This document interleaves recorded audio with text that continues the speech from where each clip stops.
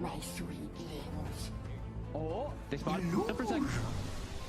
oh, Tornado's off the mark. He's juking Dyer's around, they middle don't see him tower up is here. under Oh, attack. the rift on the spiders. Oh, They're that's bringing the smart. team. The back. Oh, the surprise! Oh my goodness, is there! The egg's out! The pit as well! They can't hit the egg! The overgrowth stopping them from holding the attacks in place, and they're dead! Ruben goes down, Supreme's over towards Celery, Toby's trying to run. He'll make it away. Dyer's bottom tower is under attack. They have to concentrate on Shaq, he might be able to turn this. He's on Saberlight, Boom is dying to Supreme, it's a triple kill for Saberlight. But a very nice little play that the Spiders and the Dark Rift, you got to watch out for that.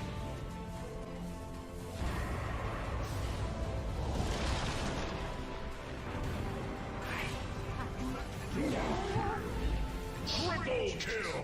Die with me.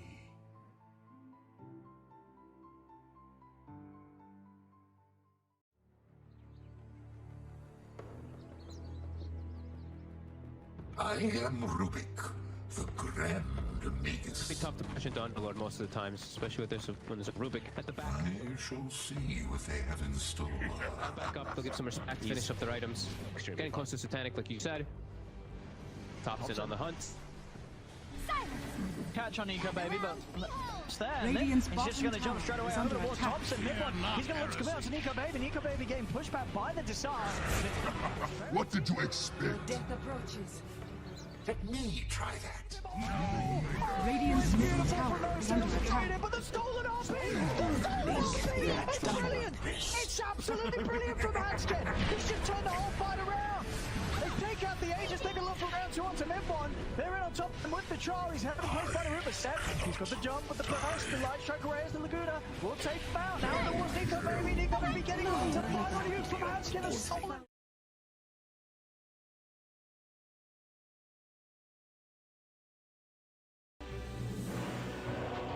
10 seconds. The Dire get a ban. Mirana. Sports versus PuckChamp. Very exciting game. Particularly, I'm a big fan of the Gambit squad. I have been for a while, but I am a fan of their players. Particularly, a lot of their players actually came up when I was casting back in Tier 3, Tier 2. Blizzy particularly, as I followed No Lifers forever. I used to cast them whenever they won. Like.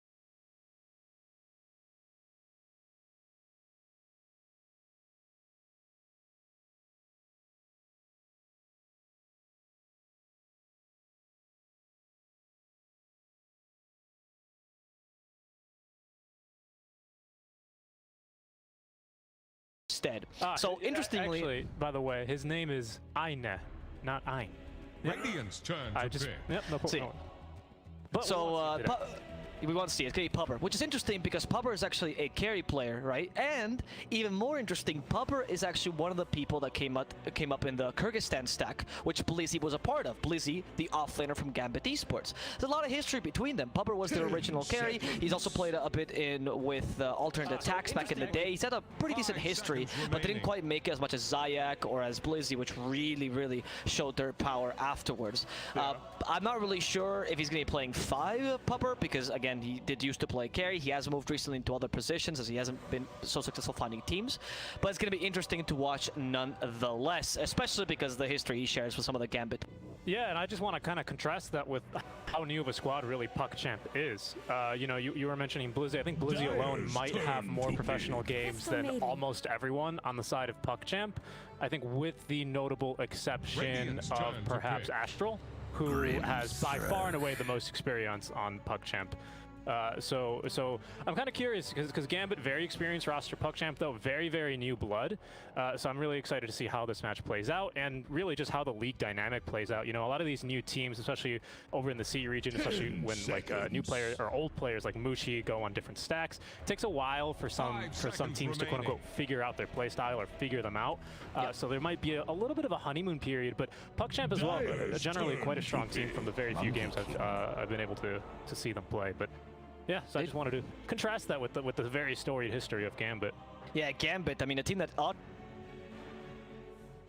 True.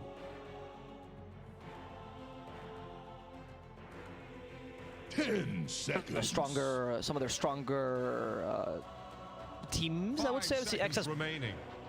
Z have been in the team for a bit, and I think they were some of the stronger players in the CIS region. I'm kind of surprised to see them again, in Division 2, because I do find that they're perfectly Division 1 players. As you mentioned, PuckChamp are the kind of like newer blood that came when the reshuffle in CIS happened like a year and a half ago, where like a bunch of new blood came by with teams like Unique Nova, Tiberium Seed, all these teams that before were like at best considered amateurs started getting chances to play in Tier 3, Tier 2 tournaments, and then a lot of new blood came into the scene. So it's going to be an exciting matchup for sure. And we're already seeing a lot of the meta carries coming out, right? The Monkey King for Gambit Esports, perhaps considered one of the strongest carries up there with Wraith King of the meta, and then the Lycan, which is also a very abused carry in the meta currently, as the the Feral Impulse buff really made him a hero again. Like, that was huge. I remember seeing that as a Lycan player myself. I'm a big spammer of the hero, and I was like, yes, he's back. It's so much easier to play him. You have so much more variance with the hero when it comes to team fights, and also when it comes to itemization. The hero just gained a lot of flexibility, which it didn't used to have, which made him, well, very, very popular, of course. Zoo meta is still particularly strong with him, especially because even though Necro did get nerfed a while ago, I think almost a year ago, my goodness. But even since then, they've changed the hero damage to, they've changed the damage type of the Necro units to hero damage, so they actually end up doing a little bit more damage to most things in the game, actually, especially heroes. So that combined, like what you're saying with the Feral Impulse buffs, kind of brought him back.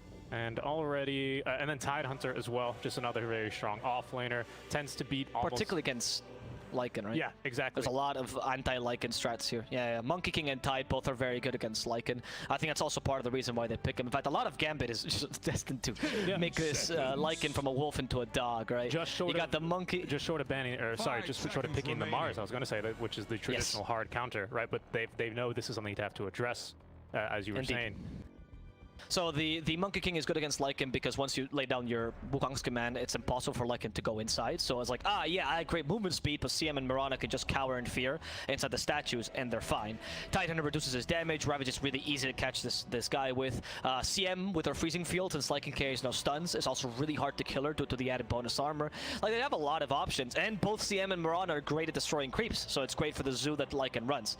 I mean, it's gonna be a tough game, which is why I like that PuckChamp picks up a Storm, and not even a Timber Saw. Two potential secondary win conditions for their lineup, right? But Gambit immediately responds to the Shadow Fiend. Yeah, it's a strong SF game, and that's going to be one of more Lornoff's more played hero. Yes. He really does. He's been playing a lot of the TA. The TA, though, not too strong this game. It might have even been banned out. But yeah, going with the SF instead. He's just actually passed his 69th game, so this will be his 70th game on the hero overall. Freshly looking at stats before we started. Yeah, it's exciting as well because Melis, back when he first, probably one of the, I would say, maybe older players from PuckChamp. He's not that old, but he's been in the scene for quite a while, together with Astral as well. And he kind of made his first splash with the scene, particularly in the Timber Saw. He really does like playing these heroes a lot. He's actually technically still in Gambit in terms of the.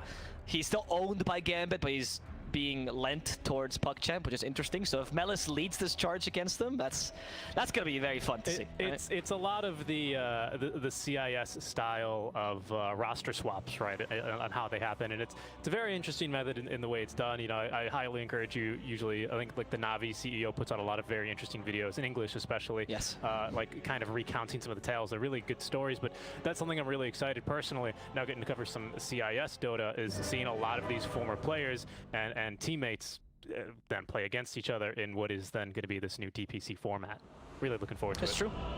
Especially because the CIS region is a region that had, for a really long time, they reshuffle very similar to the Chinese region, where you have stacks new blood and a bit of old players, right, to bring the experience in. But the issue was that they didn't have leagues to really keep the consistency. They had a lot of, you know, regional tournaments, but not big enough for these kind of international teams to participate in. And we're starting to see a bit more of, with these DPC leagues, hopefully the consistency that CIS deserves and needs to start producing more top teams again, right? Because until now, it's really been, at least in the international scene, really, it's been Virtus.pro plus one or two more usually, but not as much as you'd expect from such a powerful region. I mean, CIS loves Dota. Yeah, that's true. It's one of the regions, I would say, together with Peru, that has the biggest Dota culture in there. Yeah, that's very true. That's very true. I think there's a few countries in C that would contend there. The Philippines specifically. That's as true. Well, Yeah. right? I mean, it's They do have a show, I Married a Dota Player, which was on national TV for 2 seasons. So yeah. Really? Where? Yeah, yeah. Where was this? On Philippines. No, Or wow. it was. Yeah, and it was like supposed to be a comedy show, and I married a Dota player. Like, I screwed up. And I married a Dota player, I guess. I'm not really sure. I saw a bunch of ads for it, and I was like, this is the weirdest thing in the world, but I never actually got a chance to watch. Sounds like my dating experience. Either way, though, getting right into it here, as we're about to hit the horn. But no one really contesting for runes. There's a lot of first blood potential from this Gambit lineup, especially when you have potentially Frostbite into almost a guaranteed arrow. So everyone's just going to be playing it extremely safe here to runes apiece. Yeah, so we do see the Crystal Maiden going for the Crystal Nova first, right? So one of an older build. You've seen a bit of variation on this hero, gain a lot of popularity these days, but people now are starting to abuse much more her laning stage. So instead of maxing the aura as you used to always do, you know, for years and years in Dota, some people are actually only putting the single point in aura, maybe some 2 points, and then maxing Crystal Nova Frostbite early, depending on the game, just to really take advantage of the early game power spike of a Crystal Maiden. We'll see. It is also one of Aina's best heroes as well, so yeah, maybe they're bringing the spirit of him with them. Yeah, of course, and just watching Pubber there block the camp, so not going to be able to get any pulls off. Generally, you see the Crystal Nova build against something like a Lycan, funnily enough, just because he brings too many summons to the table, but they're going to be running the Mirana top lane instead. Of course, because Mirana is not as great against Lycan early, but once he gets Helm of the Dom or Necros, best heroes, Mirana is amazing against them, right? The insta-kill on the creeps is fantastic, and I think she just does a bit better in harassing the Grimstroke as well.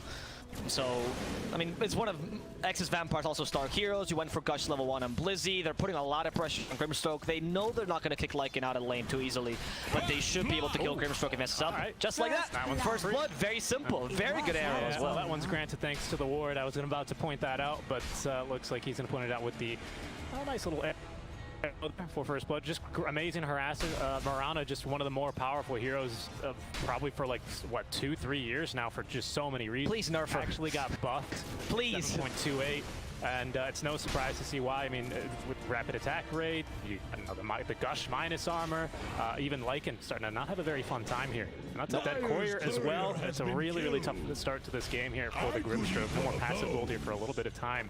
That one really, really hurts. He finally has a single point of Feral Impulse, which has got incredibly buffed at level 1 as well. So now it actually gives you, not in the last match, but you know, gives you a bit more regen, which makes it a bit more valuable, just have a single point in it. But he's also staying very close to his tower, because with the Gush and the physical attack damage, a Lycan just can't really tank a Tidehunter. So while you stay near the tower... Lightstone as well of Mirana. Yeah, exactly. It's tough. Yep, you get the +1 armor, you get +2 HP regen. You can see even Grimstroke's trying to trade with the Mirana underneath the tower, but it's just too much minus armor. It's just too much damage. What do you do? I mean, this here is just really dumb. And then she's like, all right, well, I mean, I guess Mirana's not that great at doing other things, right? Nope. She also rotate amazingly, defend the mid push by killing the catapult, can deal with most heroes in the game. It's just incredible. Super well. It's ridiculous. Yes. Ruins the jungle. It's amazing. But we are going to see a mid lane rotation here pretty darn soon. This is a fun mid lane. SF versus Storm, kind of a bit of one of the more classic ones. Early, probably SF favored until you hit level 6, and then it's all Storm's game for a little bit of time. From there, but getting level 6 is going to be the dangerous part here for Storm, who really, really does rely on his positioning, especially when he wants to go for the Vortex Static Remnant combo. Can be quite challenging against a hero like the SF, but he's doing pretty well so far, actually, surprisingly. 18-3, so leading the SF by over 2 waves is just really incredible. I mean, here we're seeing literally a reason. Well, actually, in the bottom lane, though, they're going for Pubber here. Has Frostbite, still no point in the aura. That Frostbite might just save his life, though. As Melis is actually in trouble. They get the passive off on Monkey King, but he's not chasing after the Timbers up. It's too difficult. Doesn't want to go up to the Phoenix either, so stopping the aggression for now. 7 stick charges, even with the Orb of Corrosion. It's going to be a bit of a challenging kill, so he's going to go back, focus on getting some CS instead. Yep. Orb of Corrosion is fantastic, of course, but you are still the carry, right? So sometimes with Orb of Corrosion as a melee carry, particularly a Monkey King or, you know, Slark, Bloodseeker that can play more aggressive in lane, you forget that you're supposed to be farming, right? And you just really want to push the offlaner out, and then you miss a lot of CS. And I like Sunny's diligence, right, towards staying in the farming game. Yeah, I mean, it's quite important this game because there's a real chance right now this SF's not having such a great game as Pubber does. Ooh, he might die. I think he dies here. The fire, yeah, Fire Spirit will catch him. Nicely done there. It was a nice top. And his courier dies too. Yeah, both position 5s having a pretty tough time. Yeah, but in this case, the Crystal Maiden, I think, feels weaker, because Grimstroke, you don't necessarily pick him to win the lane. Like, he's good for the lane, but he's not the reason why you pick him. With CM, it's all about securing your carries. Which he did do, though. Yeah, crit in the top lane. Ooh, walked into the air. Was trying to juke it there by zigzagging, but the drunk strats did not work there for Lycan. Drunk strat's not working too well when you're anchor smashed and gushed as well. Just not too many places you could go. Astral down to the bottom lane, does have himself the dive, and with the Fire Spirit Slow, he's actually not aggressively here. He will die. Maybe it was going to tick down eventually, but trying to get some more damage onto the Monkey King instead of Icarus diving back. I'm not sure if he would have lived or not, but either way, now he is going to be dead. Well played there. Usually Monkey King struggles a bit against Phoenix because obviously reducing your attack speed makes it really difficult to get off your Jinko Mastery, but not the case here. Storm does rotate, don't try to steal the rune. Pupper will die for it at this rate. He's actually going for the second rune and just wasting the Storm's time. So he does feed a kill to the Storm, but in exchange for the bounty rune is fine. Xani though, a difficult position as well as Melis chases him out of the lane. Now Timbersaw reaches his second point to reactive armor. Usually this is the turning point for most Timbersaws in lane. Now it's too difficult to kill him. It's really not worth your time. Yeah, even with the Maiden's magic damage here, she's just not going to be high enough of a level as they'll get a second kill in this top lane. Now Lornoff making the rotation over with the Invis rune, finding the kill there. Very, very nicely done indeed. It's a pretty tough start here for PuckChamp, the way things are currently heading, but they still do have themselves a Storm Spirit who's going to be pretty strong here for about the next 5 to 7 minutes, I would say, until we get this Yule Scepter up, and then it's really going to be, I think, SF setting the pace here for a while. Yeah, that's what you have to do, right? SF is I think the definition of the high risk, high reward kind of hero. So if you do have a really good mid game, that's where your strength lies on. You can be one of the best space creators in the game, but it requires such a precise execution that a lot of pros are a bit afraid of picking him. That's why I like that you mentioned that Lornoff is confident in the hero. That's usually the only times you ever see an SF being picked. When someone is confident enough, they know they can do well with him. But I do find that his new shard and in general the changes that he received in the last patch does help him be a bit more consistent again. Yeah, that, and of course, this was much before 7.28, but now capping the souls at 20 instead of 30. It made it much easier to play. Which makes deaths much less punishing. My goodness, that was, I mean, could you imagine? I didn't play much mid lane, so, but even just having an SF on your team, oh, he died once, guess we have to just turtle for 2 minutes while he farms the whole map until he has damage. It's so punishing, so glad to see this here back in a very playable position. Yeah, me too, actually. It is true that the 36 souls was kind of a remnant of the old era, right? When Dota was a bit slower. And SF is like, I'm supposed to be a space creator, but also if I die, it's GG's. Yeah. It was even worse than like your TA dying once or twice in lane, because it was just your mid. The SF could barely even go back to lane without dying against most mid laners. You had Yule Scepter, but no ultimate to use. Lizzie, he's gonna be okay now. Haste up, SF Lornoff joining the fight. He wants to go for the easy kill onto the Grimstroke. Desperate still does have ball lightning ready to go. Lornoff is gonna have this kill easy peasy. Arrow's gonna miss. Desperate still running on through the tree. It's already a medallion completed here on our Mirana. Access Vampire though is going to not have enough lockdown. They're gonna keep chasing though. Still have decent on yes. Wow. Yeah. The Storm, he was trying to pull lightning completely because he was afraid of course, being caught out by a hasted SF. Made sense, right? I made the choice. Didn't have TP, which was the right choice per se. He should have just ball lightning TP, but it wasn't available to him. So, yeah, the haste just does a lot of work. And the SF really recovering from a pretty bad mid lane. Yep. Now, top in net worth. Really happy with coming to space grid, do you hope? Yeah, it was a great counter rotation as well. John is starting to really suffer down here like you predicted, however. Now that we have the Chakram out, there's not really too much room for him to go. Melis should be able to get some pretty free experience here. They're going to have to make a pretty big rotation, probably including the SF with Yules if they want to try for this kill. But speaking of that Yules, we are really close to it. Maybe just a couple 2 CS here away. He's got himself a Clarity on the way as well, so he's probably going to be looking for a quick little Yules Requiem combo. His top lane, Johnny, is going to land a stun here onto Ash, but gets off the Icarus dive, so he's going to be able to buy himself a lot more time to win. That's true. Let's see if they're going to still catch him with the Monkey King. Oh no, he's out of the map now. Phoenixes can do that. Alright, well at least you do You do get a push here on Gambit's side, so at least you still take the tier 1 tower. But TimberSaw's doing the job before was a mid. They're actually killing off lower enough here. Storm wants his revenge kill. The Ghost should just be able to finish him off. Nice Soul to save his life though. Lycan still wants to go in, but the Raz keeps him in place. And it'll wreck him of souls. He will die with him, but might guarantee a counter kill. No. Blizzy, unfortunately, out of mana, could not quite anchor smash Desperate before he did, ball lighting away. Very well played though for the Ravage. I think it was the best out of bad situation, but they couldn't accomplish what they were going for. That's right. Yeah, and I was about to say, you can see PuckChamp maybe trying to tilt their opponents a bit. They're saying, where were the TPs, guys? They had a +1 there. That's an easy, maybe double kill. I think SF still dies, unfortunately, but at least you get something other than Yule Scepter reveal. Sounds silly, right? But he literally got that delivered at the 11th hour. That was the first showing of our Shapeshift rather on Lycan, our first Ravage. They didn't get anything out of it, Avo. So yeah, no TPs. The Maiden wasn't carrying one. Excess Vampire, I'm not sure what he was doing, to be honest. Wasn't looking at his positioning on the map, but that's where that tip comes from. And I think Gambit are going to be kicking themselves a little bit after that one. I mean, I think it just comes down to what I was mentioning before this happened, which is that TimberSaw alone was doing the job of 4 heroes, right? And then the TimberSaw was essentially accomplishing this trade, which made it really difficult for Gambit to play the spaces any longer. Because they're like, okay, so do we rotate heroes and then lose the potential tower and the pressure up top, right? Maybe they didn't even have to say TPs available because they all had to go top to begin with.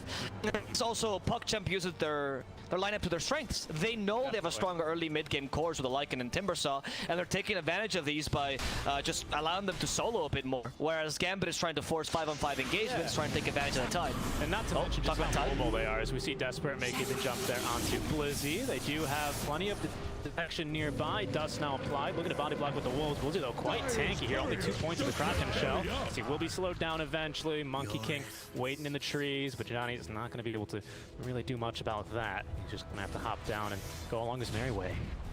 Yep, we will see. Blizzy maybe a bit too far in, right? I would say for a tie. I'd expect a TimberSaw to make those kind of plays, right? Because you can get away with your life and waste a bunch of time.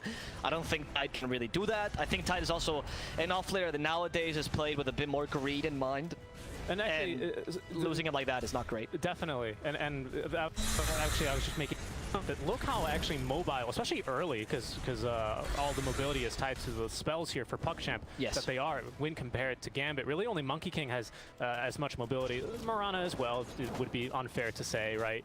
And SF, due to his general tendencies to build lots of move speed, but they can't really run from these engagements versus PuckChamp. I mean, how do you even do that against a Storm, Lycan, Timber, even the Phoenix is going to be able to catch up to you rather quickly. So PuckChamp, I feel like they're probably feeling very, very, very strong, with the caveat that they do not have the best team fight ultimates early. I think still you probably lose to Ravage, Requiem, even if they're both level 1, and they need to be aware of that, and I think they are. I completely agree with you. The 5-on-5 for Gambit is a bit stronger, but the difficulty earlier, of course, is how do I get to force these fights?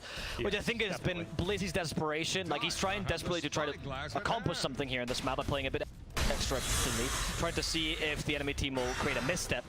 But honestly, well played by PuckChamp. They're not really playing into the enemy's game. It's really only Melis that is out of position, and he's a TimberSaw, so there's no such thing as out of position for a TimberSaw this early, right? It's true. They're just putting pressure in the towers while they're accomplishing, while they're getting good farm on both their cores, which are relatively greedy. And now we have Necros level 3 on Lycan, by the way. Okay, we also have a Maelstrom finish now on Johnny. They're going to smoke up. They're looking for a fight here. Melis is just such a difficult kill, but perhaps now with the Yule Scepter combo, they can go for it. Okay, let's see. Ravage. Counter initiate onto Duka, but that's going to be all that just for the Timber. But the shapeshift's got you. Yeah, it did. Look at this. Lycan walks in, Excess Vampire could be in trouble. Wrecking of Souls have been charged beforehand because they were predicting this Lycan play. But now, thanks to the Grimstone, they catch a double electric vortex. Supernova as well. And Xani could be in trouble as the shapeshift is just too fast to run away from it. He manages to kill Puber, but Xani, thanks to the Moonlight Shadow, is capable of just hiding, right? They say you can't run, but you can't hide. Well, I guess the Monkey King just defies that saying. Yep. Yeah, that was actually a little bit spooky there for Gambit. Good call there on the counterplay from PuckChamp. Unfortunately, I mean, it was a 1-for-1 there, despite just about every single ulti being used and everyone out of spells. But only the TimberSaw dies and only the Maiden dies for Gambit. And it looks like Gambit, speaking of which, I want to fight a little bit more. They feel really, really strong off the back of this Maelstrom, and I got to agree with them here. Yeah, it's been the build for Monkey King, right? We're completely replacing and taking over the previous Battle Fury build, because it does both things great. Can you fight with it? Yes. Can you farm with it? Yes. What else do you want off an item, right? It's even cheaper than Battle Fury. It's synergized so, with the Ags as well. True. Yes. And that also gives you pushing power, so you get pushing power, you get fighting power, and the farming power in the same hero with just 2 items, which are not that expensive. It's great. The issue here, though, is I think they're just trying to defend the tier 1, because if they force a fight without Ravage and Wukong's command and Requiem and yeah, I don't know. You don't even have Moonlight Shadow. Like, you don't even have the initiation. They really needed to use everything in that engagement. I mean, hey, well played. I think they would come out on top there. Melis once again showing, but into the triangle they go. They're going to catch Pubber here. He's silenced up for a second. Drops a ward before he dies, but will not be able to do too much. Now, look at this. Melis perhaps in some trouble. Whoa, what I miss? Here comes Desperate. He wants to go for the SF, showing off his Orchid as well. Wow. Can they kill him in time? Enjoying with his units, and Lorna will die. And here, my friends, is the power of the buffed Feral Impulse. Lycan no longer requires Shapeshift early to fight, because you send your units in, and they can do your dirty work for you. Especially because Howl as well is global, so it doesn't even matter. Yep. Yeah, exactly. no. Well, global with your units, yeah. Global with your units, yes, thank you. Yeah, it's pretty ridiculous. Yeah, exactly. So now Lycan can actually fight without the shapeshift, which makes him a bit stronger early, and this is what they're trying to take advantage of. However, Grimstroke in a really bad position might just get punished here by the Monkey King. He doesn't even get the Inkswell off. He's just going to die. But no big deal. It's just a support. You just killed the SF and took the tower. You're winning if you are PuckChamp right now. Yeah, I would definitely agree. Especially, I mean, you killed SF without using an ulti. I mean, frankly, that's amazing. You're telling me you killed a tempo mid laner without using any ultis? That's incredible. You're winning. I agree. That's going to be off the back of that Orchid, of course. We're going to be going next into our Kaya for Storm Spirits. So just looking to up his damage for now. Crit with the drums of endurance, which have been upgraded, very aptly named, of course, to 8 charges, so you can use them a little bit more liberally now. Astral as well, going for the Eul's Scepter here is quite interesting. Best way to counter an SF Eul's is, well, with the Eul's of your own, though, so can't really blame him on that one. And Blizzy has another medallion. That's actually 2 medallions not on this team, going into the Solar Crest for him. So looking to annoy him. He does have this Hood of Defiance, though, making him, well, even tankier than he normally is. To the team, perhaps looking to start to push top. Blizzy looking to TP out, will be able to do so. For the rest of PuckChamp, though, on Johnny in the top lane. Freezing Field will be dropped down onto Desperate. There's going to be the Supernova, though. Johnny, turning to a tree, tries to dodge the damage, won't be able to do so. And even though the Maiden does have 20 bonus armor, she still gets eaten up by Crit. Excess Vampire is next. True Sight here on the Warrior. Really know where you can go. Lornoff, though, looking to turn with the Eul's combo and the Arcane Rune, but the dog runs fast. Now they have finally no more Shapeshift. Blizzy nearly dies, though. I think that was the last will, doing a lot of work there. And all of a sudden, Lornoff finds himself out of position. Underneath the tier 1 tower, he will go. Mel is continuing to chase him down. Desperate with decent mana here. Could zip on forward. Arrow sails through. Does not catch anyone. Down goes the SF. Can they turn on to more than it doesn't have the damage? The soul binded up to 2. Melis now diving the tier 2 tower. When will he stop? Not until everyone is dead, Avo. But look, Johnny's back. He's dropping an ult. This is the longest fight in the world. But Johnny, yep, there's going to be more tips out from PuckChamp. He killed as he will at least get the kill on the Phoenix. So hey, you got the Phoenix and the Storm, but one heck of just, you know, I think the train is entering the station here for Gambit or something. I don't know. That was so odd. That team fight went really badly, and then Xani's like, I'm just going to carry you guys, literally. Wukong's command gets the only kills in that engagement, showing the strength of the Monkey King totally. But still, we see that they're just not ready to fight just yet, right? Usually team fight lineups get stronger. They're not quite there yet, and the mobility by PuckChamp is better. They got that lag too, by the way. I got it too. I was gonna say, hey, please play me, Mr. Radio Land, man. Yeah, that was just server lag, everyone. The players got it. We got it. We're still in beta. It's gonna happen. They'll fix the servers when we finally release this game, right? So it's no big deal. By the way, since we're in pause, can I finally say something? I absolutely love PuckChamp's logo. Can we please get a PuckChamp with a Tokyo Ghoul face? Yes, please.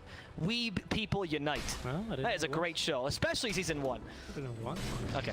I got that's it. I was curious as to what it is, because they're like their team banner has. It's like Tokyo Ghoul, dude. Puck. It's PuckChamp. It's Tokyo Ghoul, mate. All right. It's amazing. It's great. Okay. One day I'll show you. I'll force you to watch it with me. Do not worry. We'll watch it after we finish The Good Place. I think PuckChamp's here. Desperate's find himself a Bowl's Arcane Rune, actually, or sorry, make that Regen Rune, which at this point is probably better. It's definitely I would better. say. A Storm, there's no better rune. In fact, talking about Storm, they go for the Mirana here, and with a Ghostly Wren, it's super easy to kill like this Vampire. Goodbye to the Mirana, and look at PuckChamp, already 2k in the lead, pretty happy with a line Melis, trying to go into the high gun, cuts on the trees, hopes for the Inkswell stun, very well played by the Timber Saw, but not quite stunning out Lore enough, instead they silence him, he has a big AB, he can still use it, Wrecking Assault immediately, trying to push Melis away, but oh, it's a bait, he wasn't actually going to use it. But he does force the enemy team to back out. That's how you know he's a true SF player. That's true. It was a zoning one. I mean, he can't really use it right now. If he uses that, first of all, he gets literally nothing out of that. He's already taken a big L by popping that 10-second BKB just to live. But there's no follow-up. There's no Ravage at that point for another 30 seconds. Now it's up in 10. Monkey King has no Wukongs from earlier. That's up in another 15. So there's just going to be no follow-up. So unfortunately, that sucks, but that's the right play out from Lornoff, and you can kind of sense the desperation. Maybe, I think that's just being wise because PuckChamps, they know that right now they're in a good position. Melis can just tank the tier 2 tower for days, and they're just going to be looking at slow siege here. But now all the ultis are back up for Gambit, so we could potentially see a play out from them as this BKB is back up in 20 seconds.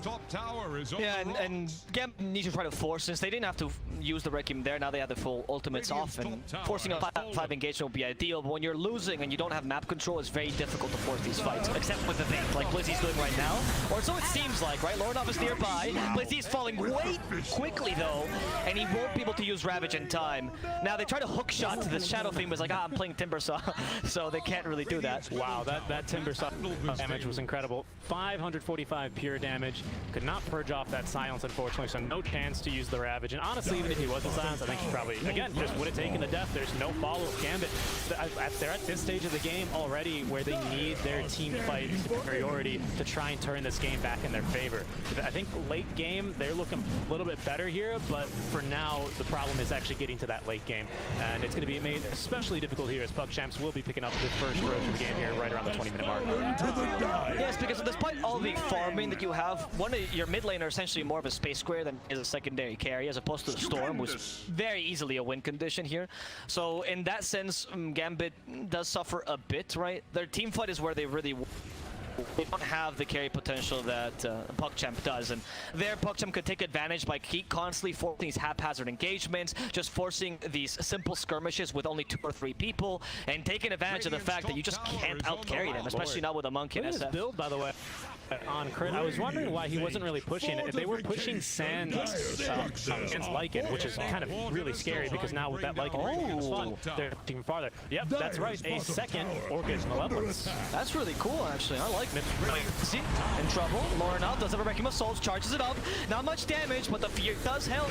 Storm is not the Aegis though, so he might lose his first life. Not even. Supernova used lost Pupper. Still no Ravage from Blizzy. They might kill him before he gets it up. Blizzy dead. And the silence, they guarantee a Ravageless Tidehunter as they go further. Storm loses the Aegis, but he's perfectly fine. Blizzy's forced to buy back. Ravage in hand. They only see Tukalis and Shifted Dog, but they do find the Storm. Perfect Ravage now. Stopping Melis as well. Frostbite, he's unable to go back home. And those buybacks work perfectly in their favor. They finally managed to turn something around. However, I think that's still a equal trade, if anything, right? Because he did force the 2 buybacks. Not ideal for them, but it's the best they could muster. Absolutely. I do apologize about that. The game audio increased on its own. Fixed. I sincerely apologize about that. Dota. My goodness, they're still fighting, by the way. At least they're picking up scraps at this point is really a much more apt way of saying what we just saw. I was really looking forward to that one. I thought that was an excellent fight from PuckChamps up until I saw our Storm Spirit start to ball lightning into the Wukong's command. Yeah. Ooh, that's going to punish you very, very hard. A nice job there on Gambit. Once again, Blizzy, I didn't see what he got stunned. It might have been an Inkswell, but he had an opportunity for a pretty good Ravage in that first half of the fight pre-buyback, but just didn't get the chance. He got stunned, no good opportunity, but that buyback was beautifully executed there, and they turned the fight. Gambit, again, that's why they need all their ultis up at once. I've been saying it so frequently. Yeah, I mean, right now, obviously, PuckChamp is winning there. I would say playing better, at least playing to their strengths better. But there is something to be said about Blizz's Iron Will, right? Even though you're about to die, don't use your Ravage there. You know that you buy back, fight it to your strengths. Don't just desperately try to throw it out being useful, because it's been the second or third time really Tidehunter dies without using Ravage. Absolutely. And the double silence gonna make this even easier now. Yep. He does dispel them, but you deal damage before that happens, right? Look at the experience from Gambit. No heroes on the map, and they all position themselves incredibly defensively. This is great. I just love pointing that stuff out whenever I see it. Smoke's gonna break. Nope. It's just Pubber. If Pubber dies, honestly, they're probably happy. Supernova. They were hoping to find Monkey King, and honestly, they almost did. Yes. In fact, if he had completed his curse dive, he was very close to cutting down Monkey King's tree. Yeah. But the Supernova does not cut down trees, guys. It actually does. Oh, sorry, it does not cut down trees that far. It does, no, he cuts down trees in the area. Yes, that's what I meant. Yeah. No, you're totally right. But hey, I think Gambit overall, that's a smoke. No one farmed during that time because it's just too risky for them. But now that they have vision and intel to utilize, they're going to be a little bit more confident here and looking to fight. As Seth go with the Yule. KB's Requiem's free kills onto the sports. Thank you very much. We'll take more of those to try and get himself that Lincoln Sphere that he's got queued up. Okay, actually don't mind this, but like SF is going full initiation and like defensive utility, right? Blink, Yule Scepter, BKB, not the Lincolns. He's not much damage, but you. Wait, actually, before it happens, a bit of damage to split. You'll find excess Vampire. He managed to get this off. Doesn't really matter because he has a TP. Blizzy, though, could be in bigger trouble. He also has TP. But it's very difficult against Storm. They catch Blizzy, and time. This. Oh, maybe not with a Moonlight Shadow. Do they have any dust or anything? No need. These are core players. They don't need. You're right. You're right. What am I saying? Of AOE damage. Dust is for noobs, right? Who miss their skills. Speaking of which, again with Ravage on cooldown and off cooldown, and I don't say that as a way to play because obviously there's no point in ravaging there. But I wanted to actually touch on this because you mentioned it earlier. It's got Iron Will, this Blizzy, right? Lots of experience, definitely in the wheelhouse. You can tell, but lots of trust in the teams, right? Yes. I mean, how many times have people tilted in pubs? Obviously, pro pubs not similar at all, but the mentality I think can be compared. You know, oh, you died without you. Why? We could have maybe done this, and that. Oh yeah, I imagine the team completely trusts. Nope. We know when and when not you want to use that Ravage, and we'll just go and go off. Especially when you're playing with someone as experienced as that, right? You know, I said this in a cast once, like exactly what you're saying about Omega Gaming, and their support player came on my stream just to go, oh no, I was screaming at him that he was a noob, but he was a piece of trash. And I was like, well, I guess. But they got signed, right, Omega? Yeah, they're on no ping now. That's under attack. I just want to make sure I had the right one. I was pretty sure it was no. Sorry, SAS later, guys. I'm also doing that in Spanish. But we have the CIS right now, and as you say, yeah, Gambit experienced in flame when this happens. I find that the issue with Blizzy right now is not so much his playstyle, but he has to fulfill so many roles. He's the counter initiation for the team. He's also their initiation, to be honest, because the supports are not offering any sort of reliable AoE stuns. He's kind of their best dead laner, besides Mirana, maybe. And Mirana's not really fulfilling that role because she's more of a hunter kind of ganker, right?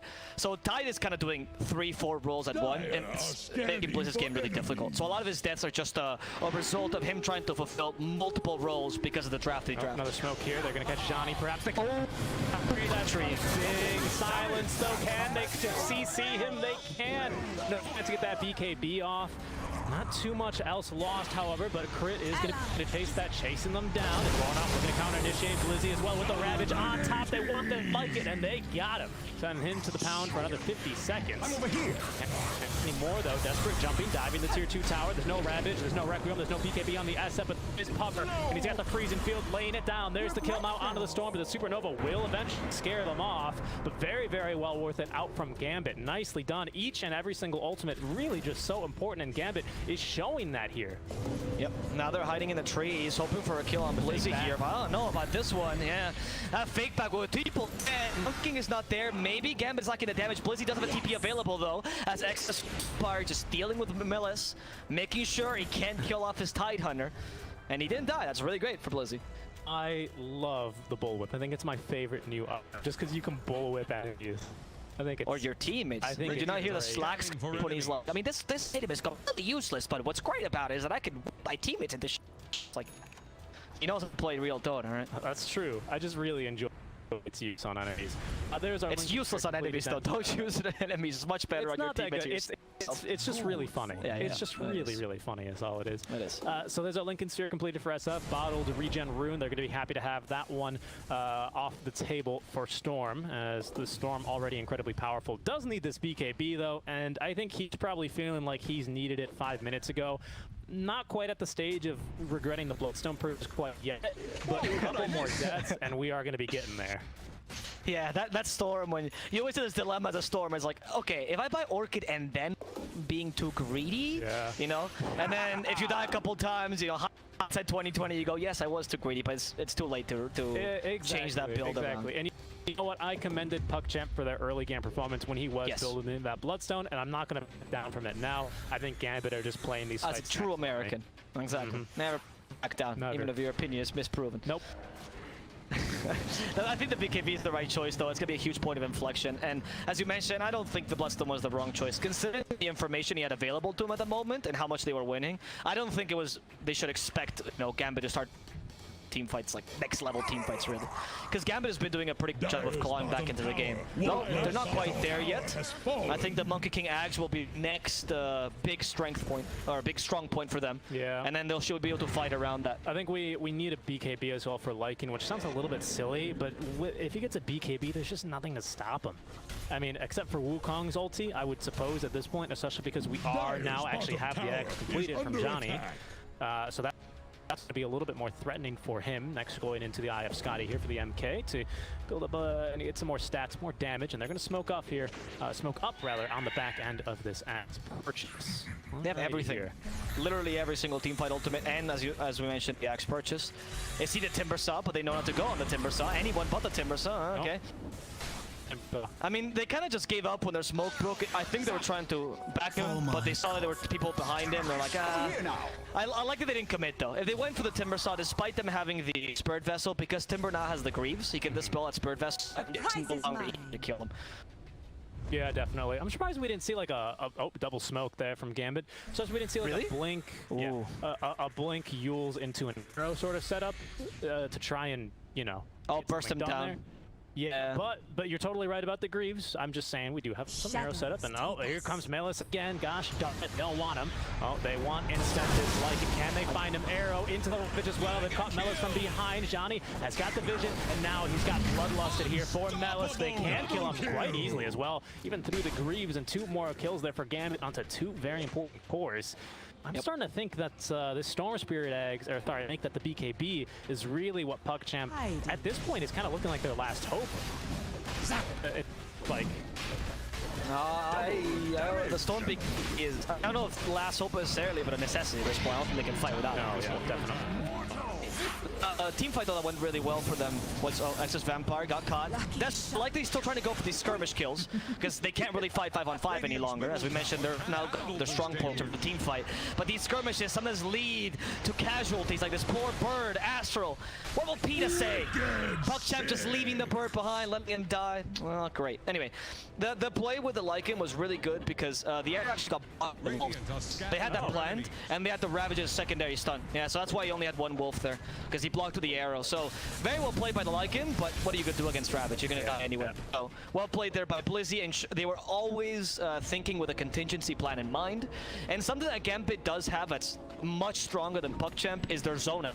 Wukong's Command, Freezing Field, Requiem, and Ravage are all great zone out skills. If you use them, you cannot walk in, especially with heroes like Storm, who like to ball lightning in, you know, like Pam, and just be super safe because they know they can avoid all spells. Not the case with so much AoE damage. And this is one of my favorite Dota quotes to mention. You'll probably know where I'm going immediately. As Sheever said, as Puppy said, sometimes it's not about the black hole, but the threat of the black hole. And you mentioned AoE, it's completely right. You know that, oh, the SF's out of position, let's all jump them. Wait, do you have vision on the Kunkka? I'm sorry, not the Kunkka, on the Tidehunter? Because if you do, then great, jump them, you know, if that's what you should do. But if you don't know where the Tide, very well be sitting right behind, you know, placing the bait there. He is a fish, so he's very good at that. And, you know, you could potentially just get that team fight turned on its head there. I agree. No, but you're right. I mean, it's a lot of this AoE. You're completely right. And at some point, without a BKB, even a Lycan and a Storm are not going to be able to run their way through that. And Moonlight Shadow adds to that, by the way. Moonlight Shadow adds to that kind of sense of uncertainty whenever you go into a team fight as PuckChamp. And the reason why they weren't able to execute this early Gambit is because they had no map control. Now that the map is a bit more in their favor, they can start to, you can start to see the potential. Melis, let's see. Lornoff does not activate BKB in time, and he could be in trouble. She burst out Lornoff completely with a double silence here. BKB on the Monkey King, activates Wukong's command, but Supernova's about to be complete. Now there's anyone, doesn't really matter though. Wukong's command is destroyed as they kill off the Monkey King for the first time. Can it kill off a second time? Yes, they will be able to. He is just cannon fodder. 3 cores down, 1 bot back. The support joins the graveyard as the Tidehunter doesn't really know why he bought back to begin with. He has to defend the high ground now. That's a huge team fight, which should allow them to take some nice objectives in return. Ladies and gentlemen, wards win wars. That all transpired because of this Observer Ward and that Sentry Ward. They knew that they were going to jump onto Melis, and they baited him perfectly. They just set up outside of vision. They easily jump in and punish the crap out of Gambit for that. Gambit, though, they only use the Wukong's command and Aegis, of course, so they're not completely out of it. With no buyback here on SF, not back for 40 seconds, they are at risk of losing quite a few buildings here. Well, not mid anyway, because this tier 2 is still standing quite crucially, but looks like 2 lanes of barracks likely to fall. Just kidding. Well, just cursed it. I don't know. Them away. As you said that as well, it's funny because you said that and they immediately retreated, which I can only imagine they're hearing you right now. I'm just doing it to spite you. But yeah, I think that, so the advantage of PuckChamp's lineup as well is that because they're drafted, they're really good at taking any team fight and turn that into objective due to the Lycan, really.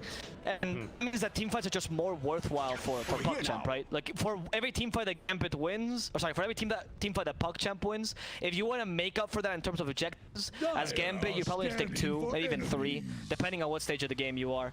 So any sort of like comeback that you have is only a comeback if you never make mistakes. Any single mistake will be hard punished by PuckChamp. That's a really interesting thing to point out, and at first I was going to try and find some way to contend you on that, but I actually, of course, as you always agree. That's what God put me on this earth to do, honestly, Alvaro. No, but I actually completely agree, because if Gambit win a team fight, chances are, especially at this stage of the game, you have to use at least one of your ultis or 2, and none of your ultis are like as small as Chakra, right? Like those big team fight ultis. Yeah. Chances are PuckChamp, maybe they had to use Shapeshift, probably very likely, right? Supernova as well.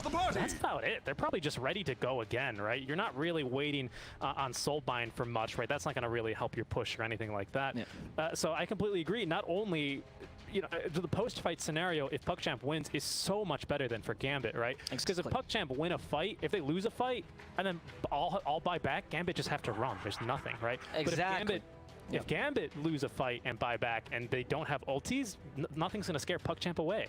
That's why it's so important for them to really have the utmost impact with their ultimates, which I do find that's why in the beginning I would have actually gone, and I think it did draft out, but I like the dire draft a bit more because the ease of execution here to a large degree, right? There's a lot of pressure pretty much on Blizzy. Like, Blizzy right now is just on stage, you know, there's like his 5th grade play. He's never ever performed in front of people before. He's about to puke because the poor guy has to do so much. He has to push the lanes, make sure to be the tank in the game, but also make sure not to die, but also make sure to get the perfect Ravage. Like, Blizzy, please, you know, they're just tearing him apart with this, having a bit of an anxiety attack, this poor man. And I think we've seen it. With great Ravages from Blizzy, they can easily take team fights, but if the Ravage is just not perfect, it's very hard for them due to the mobility of PuckChamp's draft as well. Or if he's just silenced, which sounds silly, but it has happened multiple times. We've got 2 Orchids, remember, there's one on Lycan here, and there's one on our Storm Spirit, which actually both make for great Orchid carriers, because guess what? They like running in ahead the rest of their team and silencing someone and just trying to nuke them down. It's been incredibly effective here against our Tidehunter, who's gone for phase boot, so like he can feasibly go for the Guardian Greaves now to dispel himself. And yeah, it's a bit of a problem. It might even be worth, honestly, can anyone build a Lotus here? Exodus Vampire maybe is going for the Mjolnir first though. I don't know, because who's going to build a Lotus should be the Tide, right? I mean, your Tide has so much they have to do. So maybe this game, Greaves should have been a consideration for the Tide, as just to get the dispel. I don't know. I don't think they were expecting double Orchid. That's exactly what I was going to say. I think that's really the thing that they're really having difficulties dealing with here at this point, is that double Orchid. Because, you know, I think normally your fallback is, Storm's going to build an Orchid, he's going to silence either our set, or he's going to silence our Monkey King, or he's going to silence our are tied, either way, he can only silence one of them, right? And then the other two are going to step in there, and they should be very easily able to dispatch of the rest of PuckChamp and follow up, blah, blah, blah, blah, blah, right? Yeah, sure. But when two of those three are silenced, it becomes a very, very difficult thing indeed. Sure. Sorry, I was going to say, a point I want to add about the Orchids and the silences, which I thought was really clever, is that Orchid actually doesn't deal damage, by the way. When you silence, you don't deal damage. I know it seems stupid, but it's a great way to make sure you don't actually trigger that Kraken Shell. In this game, you really only have two sources of damage, just Timbersaw and Phoenix is, man, really supernova. So triggering the Kraken Shell is not easy. Like, it's really easy to avoid it. Lycan can just intertwine between you, Storm can ball lining away from the Tidehunter, right? Grimstroke, just don't use Front of Fate, please. You know, and you're fine. Tide will never get us to spell off. And with double Orchid, both of which don't deal any damage, you got 10 seconds with which you're fighting, which Tide can't use as Ravage. And that's all you need, really. You're totally right. I mean, I think maybe some people's initial reaction might be, well, isn't that bad because then they don't kill him, and then eventually he just comes back and ravages. Yes, but no, because I mean we've seen this plenty of times. You're a big creep. When you're a big creep during that impact, but also if you're silenced for 5 seconds, and let's be honest, I mean Dota is a game where 5 seconds. I mean in League you go 5 seconds. That's like half the game. You know, I'm locked out for that long. In this game, 5 seconds, you're dead in you're dead 5 times over in 5 seconds, right? Let's be honest. I count that thing. Especially I can talk to ESL now. We preach about League. All right, you got it, guys. We got it. Yes. Add those $50 per I expect my bonus in the mail.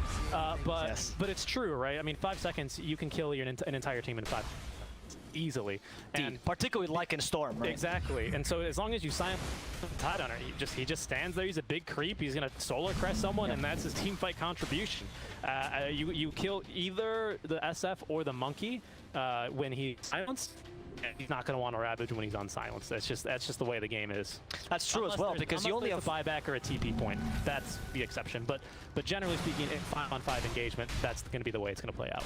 You only have one source of damage realistically on Gambit. Like SF is a good source of damage early, usually, but usually the whole stick of NF is, guys, I don't need to buy any damage items, which is great, and you still deal a decent source of damage now, but you're not the main source of damage. That's definitely Monkey by a long shot. So the moment that Monkey's dead, as PuckChamp, you're pretty much safe, especially with heroes like Timbersaw or Lycan, which are relatively tanky. You need that damage. The SF doesn't do enough, which is remarks the point of Ravage you were mentioning. Definitely. Look at Blizzy now. He's pretending like, guys, I'm still just pushing alone. I swear there's nobody behind me. There's nobody in this high ground. I hope you don't come and check. That'd be awful. Gambit are doing a little bit of the the regular W push here. Only shame on you. Fool me twice, can't be fooled again. As they're not going to be taking that bait. Was that what he said? Exactly. I always remember. He's got lots of quotes. That's a good one. That's a great one. All right, Melis. He walks in. He's just giving a free Jingle Mastery. Not too bad. Shapeshift, Ravage, stopping it completely. Wrecking Assault is perfectly planned. And Crit is done for. Melis. Look at that team fight by Gambit. They were not expecting that whatsoever. Blizzy got the perfect Ravages we were speaking about, and really good counter initiation by Lorenov. Now also finding the Phoenix, and they can stop his Supernova from coming out completely. CM from behind will end done. But honestly, it's a CM. She's meant to die at this point. That was a 10-second. Oh, Monkey. I believe. Oh, no shards, so he still takes too long for the 3 dents to reach the Storm, so they can't really chase after him.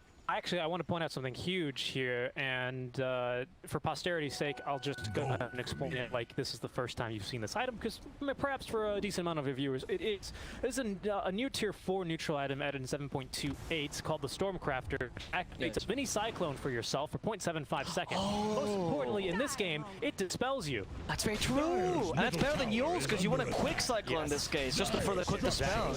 Oh yeah, because I always see this item as being absolute trash the majority of the time.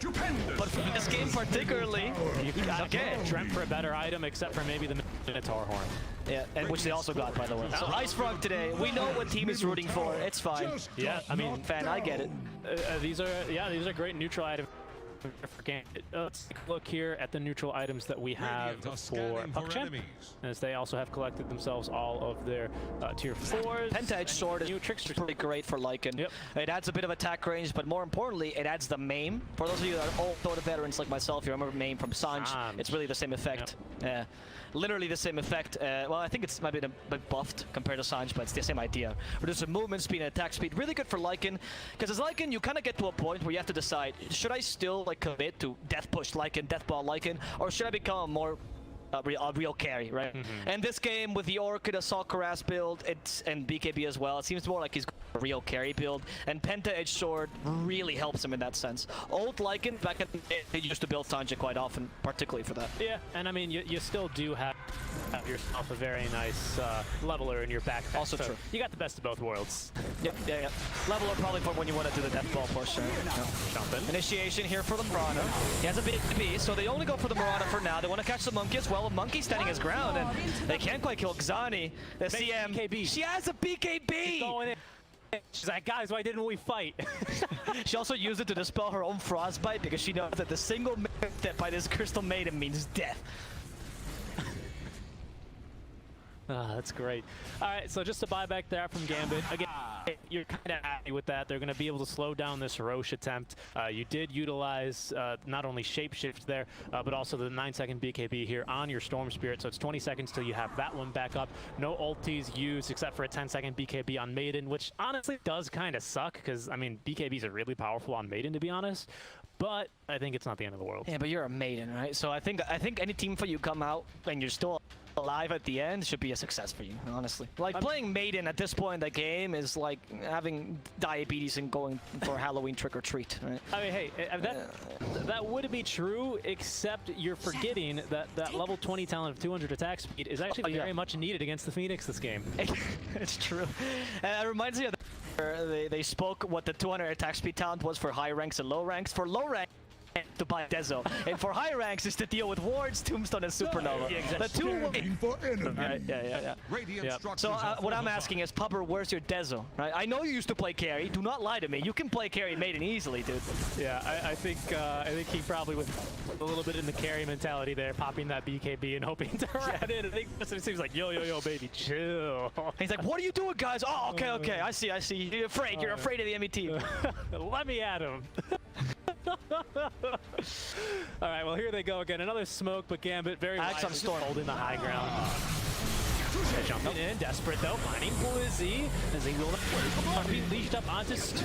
Now they're going to be looking to jump him. Another silence up, but there's going to be the Maiden Puppy. A lot of damage, but crit right on top of him, as well as the Supernova doing tons of damage. There's working in the back, but really all the attention in the world is onto this Monkey King. Down he goes. Blizzy pops a BKB, but is unable to really get much done. They have lost the Storm Spirit, however, who has bumped back. That was still very well played, particularly by the Phoenix, because we talked about how good zone out Gambit has, but we do have one source of zone out in PuckChamp, which is came here.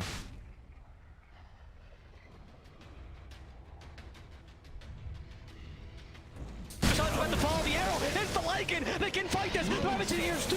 That's where he takes the but kills the Mirana easily. The tie can't do anything. Lorna first to B because he's completely useless in the face of death. They've lost the Tidehunter and the Mirana, neither of which have buyback. CM is just an extra treat. Why? Okay, sure. Gambit will have to defend this with only 2 heroes, and they also lost Roshan and Aegis. That fight could have been, I mean, it pretty much might be the game-winning fight for PuckChamp. I think it was a very, very bold move to go for that Roche call, as he said, but it worked out beautifully. Then I will say though, just because I think I nearly missed it, SF picked up the refresher shard, consumed it, got a wrecking him off, BKB'd, and runs on home. Will it be enough to save the day? Honestly, I don't think so, just with the push. We were talking about it earlier, but this push is just devastatingly strong here off the side of PuckChamp.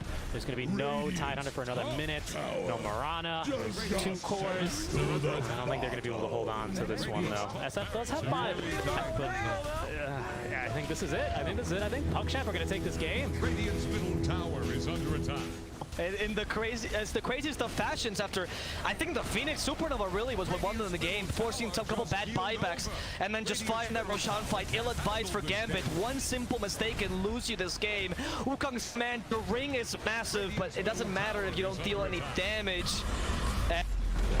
Versailles doesn't care. Look at this, the Monkey King desperately trying to force the enemy team out of base. It's Big B, this will be the last fight. Supernova's been used. Monkey back to the fountain. Oh, your Ancient's about to fall. The GG will be called, and PuckChamp will win game 1 of this series against Gambit Esports.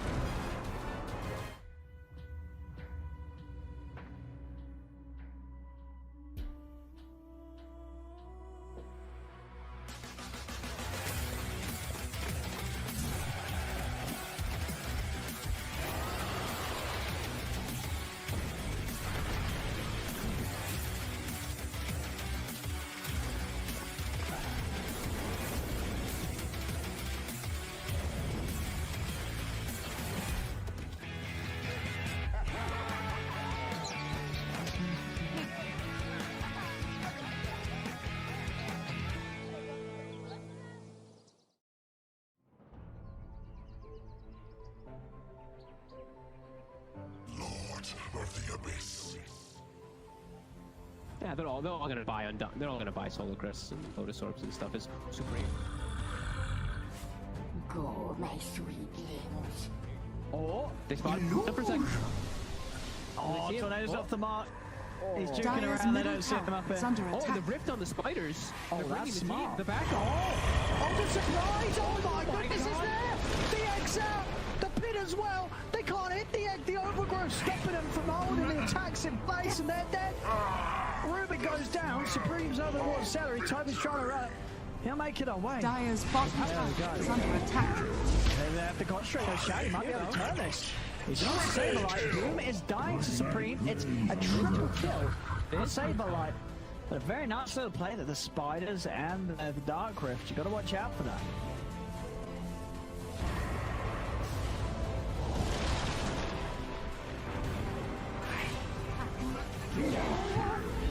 Triple kill. Die with me.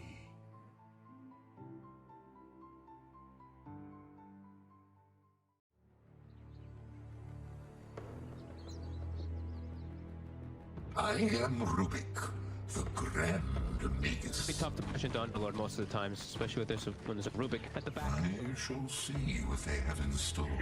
Back up, they'll give some respect, finish up their items. Getting close to Satanic, like you said. Tops in on the hunt. Catch on Eco Baby, but it's there. Radiant's He's just going to bottom jump straight tower away is over under the wall. attack. Thompson, mid-one. He's going to look to come out to Nico Baby. Nico Baby getting pushed back by the Disarm. What did you expect? Death approaches. Let me try that. Radiant's middle tower is under attack. But the stolen RP! The stolen RP! It's brilliant! It's absolutely brilliant from Hanskin! He's just turned the whole fight around! They take out the Aegis, they can look for round 2 onto mid-one. They're in on top and with the Char. He's having to play by the Ripper set. He's got the jump with the burst, the light strike arrays, the Laguna. Will take him out. Now towards Nico Baby getting on to final use from Hanskin, a stolen Dragon Slayer. He's taken out the Lina. Zaxa is trying to fight this, but Hanskin's pulled back. The stolen circle arm in that fight. That whole fight, Hanskin, the steals were incredible. Incredible steals from Hanskin. If they deal with OG and have the Aegis on the PA.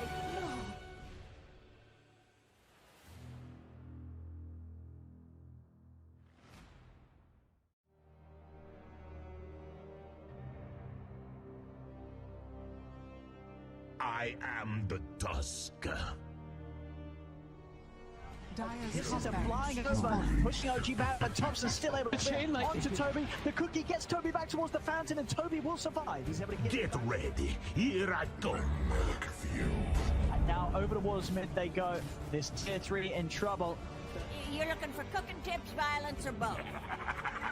30 seconds Ags. without Jan, 30 seconds without I Celery. got something. Ags on Aramis. Here it comes. He's throwing Dyer's after the structures SF. are fortified. Straight in. Let's see what you're made of. The counter plays up, but it does allow him to kill off Thompson at once. He kills Thompson once, and now with the stun on the 2 that they can turn. It's Saxa. Thompson with his second life jumps straight to the side with the blink dagger. Now focusing his fire straight onto Boom Boom, trying to get the raise up. Boom goes down.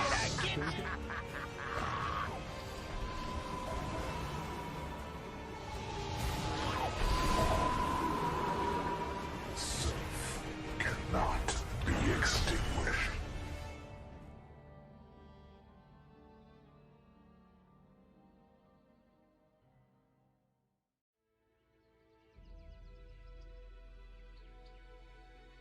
From void and shadow, I assemble. Move on General. Now the rest of Na'Vi swinging over. Aggressive Child also around for Windstrike. Can he find the setup? He's invis. Might be able to get a good stun from the invis. See if he can find it. Oh, off the mark. Tries to predict the movement, but he's whiffed it. And now Iceberg's got to run. As they're chasing him down, the slow is there. V-Tune trying to push them back. They'll use the Supernova to stop Windstrike from diving in any further to keep Iceberg safe. And it'll work for now. Now with the Supernova ending, okay, is ready to go straight back in. It's time. The stun from Iceberg does connect the turn. If light cannot escape me, what hope have you? Guide my hand. Is not. Radiant's turret has been Yamage! Oh, he's beautiful! Yamage just slams them down, walks in and catches the 3, ends up in the 4 of them dying. Radiant's courier What a has been beautiful killed. move from the Enigma. Where are you going?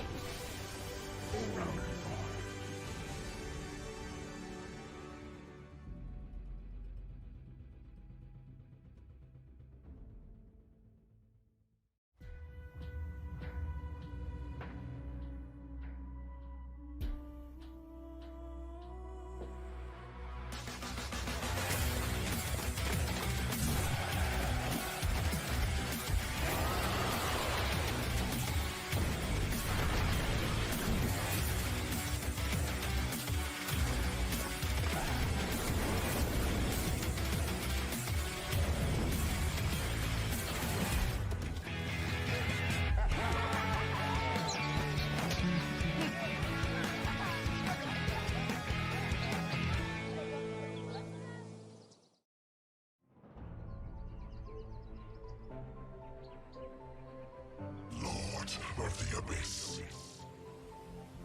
Yeah, they're all gonna buy Undone. They're all gonna buy Solar Crest and Lotus Orbs and stuff. It's supreme. Go, my sweetlings. Oh, They spot him for a second. oh, see him? Tornado's Oh. off the mark. He's juking Dyer's around, they middle don't see him tower up is here. under Oh, attack. the rift on the spiders. Oh, They're that's bringing the smart. team. The back. Oh, the surprise! Oh my my goodness, is God. there! The egg's out! The pit as well! They can't hit the egg! The overgrowth stopping them from holding the attacks in place, and they're dead! Ruben goes down, Supreme's over the water celery, Toby's trying to run. He'll make it away. Dyer's bottom tower is under attack. Maybe they have to concentrate on Shaq. He might be able to turn this. He's not Saberlight. Boom is dying to Supreme. It's a triple kill for Saberlight. But a very nice little play that the Spiders and the Dark Rift. You've got to watch out for that.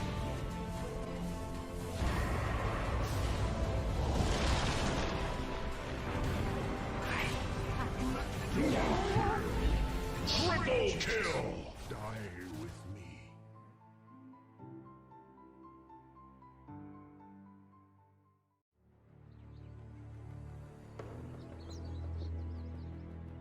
I am Rubik, the Grand Magus. It's tough to push into Underlord most of the times, especially with this when there's a Rubik at the back. I shall see what they have in store. Back up, they'll give some respect, finish up their items. Getting close to Satanic, like you said. Tops in on the hunt. Catch on Nico, baby, but it's there. and Radiant's he's just going to bottom jump straight tower away is over under towards attack. Thompson. Mid-one. He's going to look to come out to Nico Baby. Nico Baby getting pushed back by the Desire. What did you expect? Death approaches. Let me try that. Radiant's middle tower is under attack. But the stolen RP! The stolen RP! It's brilliant! It's absolutely brilliant from Hanskin! He's just turned the whole fight around! They take out the Aegis, take a look for round 2 onto mid-one. They're in on top of him with the Charlie. He's having placed by the Ripper set. He's got the jump with the burst, the light strike Reyes, the Laguna. Will take him out. Now there was Nico Baby getting on to the final use from Hanskin, a stolen Dragon Slayer. He's taken out the Lina. Zaxa is trying to fight this, but Hanskin's fought back. The stolen circle arm in that fight. That whole fight, Hanskin, the steals were incredible. Incredible steals from Hanskin. They deal with OG and it's the Aegis on the PA.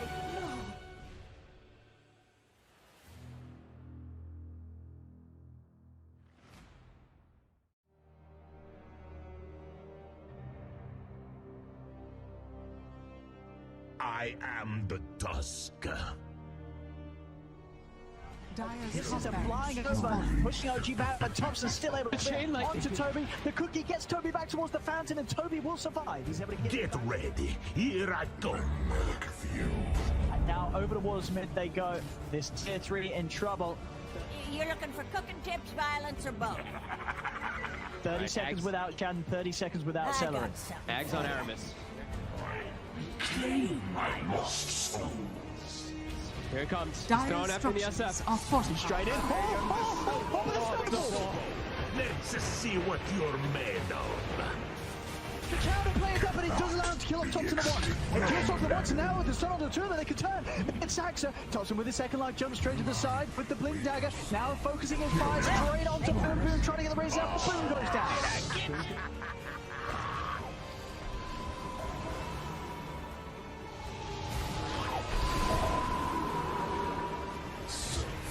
Cannot be extinguished.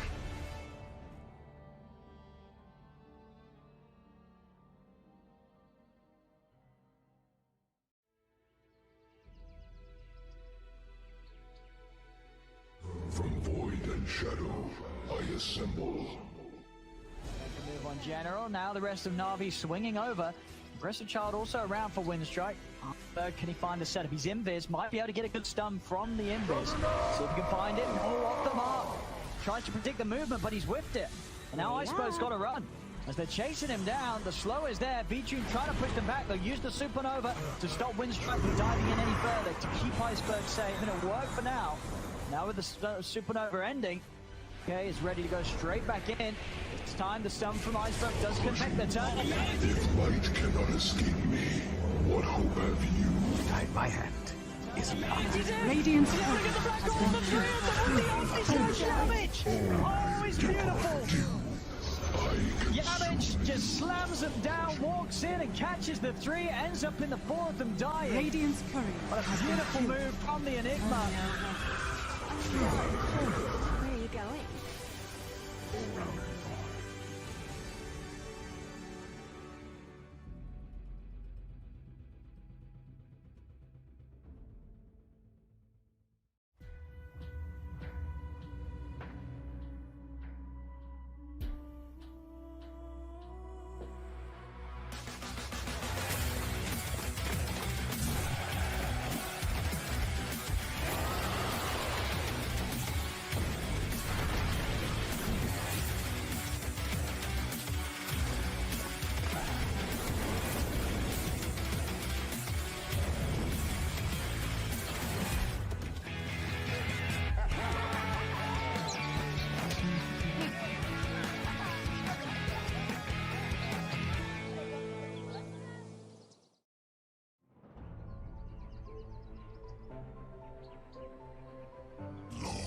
Of the abyss. Yeah, they're all gonna buy they're all gonna buy Solar Crests and Lotus Orbs and stuff. It's supreme. Go, my sweet limbs. Oh, They spotted him for a second. oh, see him? Tornado's off the mark.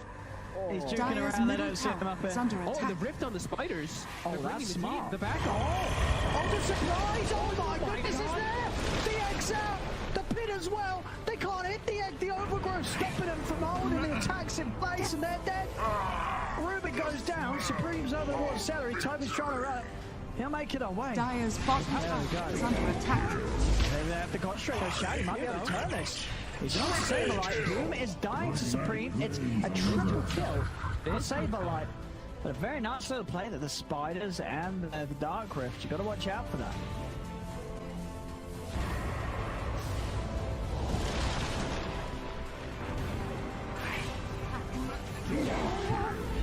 Triple kill! Die with me.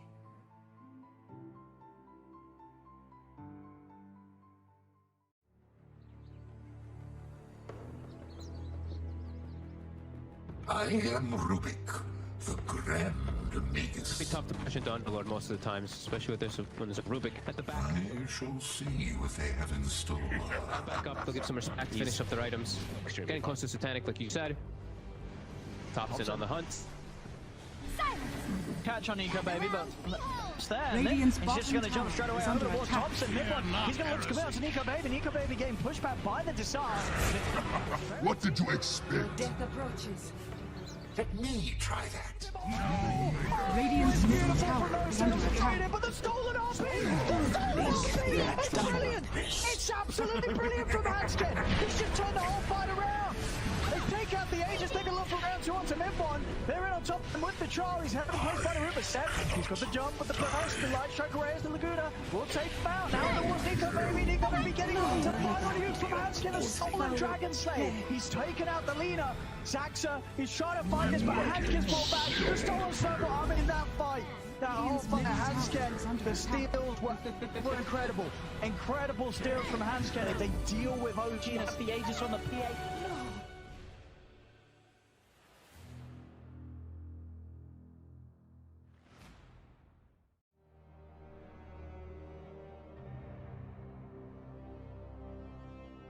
I am the Tusk.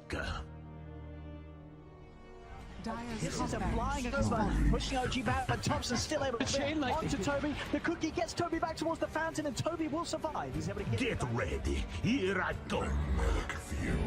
And now over towards mid they go. This tier 3 in trouble. You're looking for cooking tips, violence, or both? 30 seconds Ags. without Jan, 30 seconds without I Celery. got something. Ags on Aramis. Claim my lost souls. Here it comes. He's Dire throwing after the structures SF. are fortified. Straight in. Listen to This me. league. Man. Well. I have not. No, I don't follow. I like players for their plays, and unless it's really. Oh, you mean All right, ready to go. Okay, I actually have to sit up straight now, and okay. You can go ahead and lead us off. Ready? 3, 2, 1. 10 seconds. Hello guys and welcome back. We're here in the first day of the DPC leagues. We're here in the ESL1 league, particularly for CIS Division 2, and we're watching PuckChamp VS Gambit Esports, you know, just inaugurate this league. We've already watched the first game where PuckChamp manages to bring it in the last second. A pretty respectable performance by both teams, but I think PuckChamp had the draft did more favors, and they did play better, especially toward the late game. Lots of mistakes on their part. But now we're seeing Gambit can redeem themselves and a win in game number 2. And we're seeing that Gambit's already starting quite strong as they ban out the league in Phoenix, going, nope, never again letting you have that combo, ever, ever, ever. My name is Mr. Apple Plus. I'll be your caster for today, together with Seek and Strike, as we'll be leading you through the CIS Division 2 league. Had a lot of Spanish flair in the way you introduced our names there. I like it. I like it. What's I didn't think you could see me. Oh right, yeah, you can. There's a camera on right now. Oh my god. How could I not see it? We've been over this. I'm the never mind. Mirana. Yeah, it was just also in the intonation. Either way though, stuff now really getting underway. The Mars will sneak through is a very, very highly impactful offlaner. Probably even more so, I would argue, than... well, it depends on the draft, right? But I think, generally speaking, I think the Mars is going to be more impactful than a Tidehunter in the offlane position.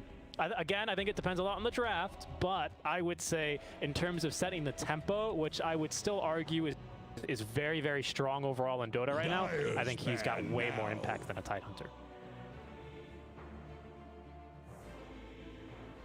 That's why I mean it really depends on the draft, right? Because that last game, a lot on the Tide, obviously. Yeah.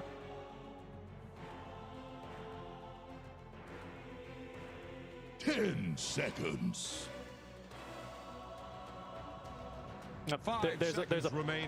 There's a plate for him at dinner, right?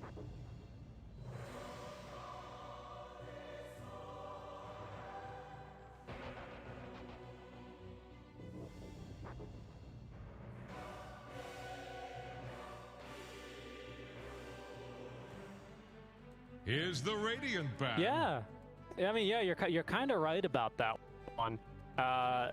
Yeah, and I want to move on to the opening picks from PuckChamp, because I think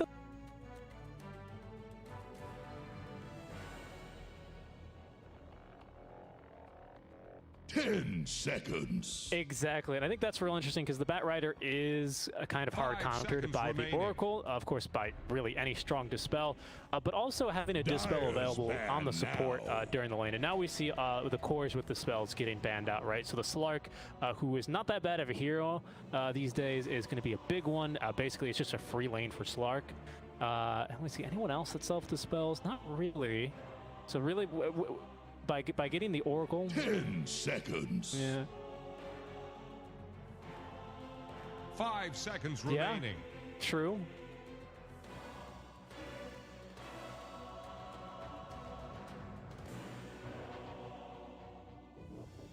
I would be interested in perhaps, this is something I've been tinkering around with and been looking for, but maybe an ABBA position 5, especially because Orb of Corrosion's so strong. Yeah, position 5.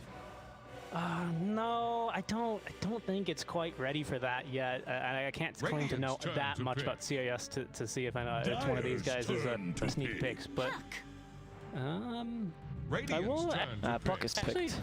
Ducalis here on PuckChamp, which is obviously the team that doesn't need it, does play a little bit of ABBA. So interesting. Okay, all right. But yeah, I've never seen it either. The Ember Spirit is going to be the safe pick here for Gambit, right? Just very solid mid laner, does well against what they have for now. A bit weak against Oracle because he does carry double dispel, which is great against your Searing Chains. But in general, Ember's just solid, right? You pick him when you don't exactly know what to draft just yet, and he's gonna allow you to have a bit more time. He's not gonna lose most lanes. There's very few matchups that Ember is not useful in. He also fulfills a variety of roles, right? Because he could be a space creator, because he's one of actually, out of the spirits, Ember I would argue is one of the easiest to rotate with, because even if he loses his lane, he's still useful.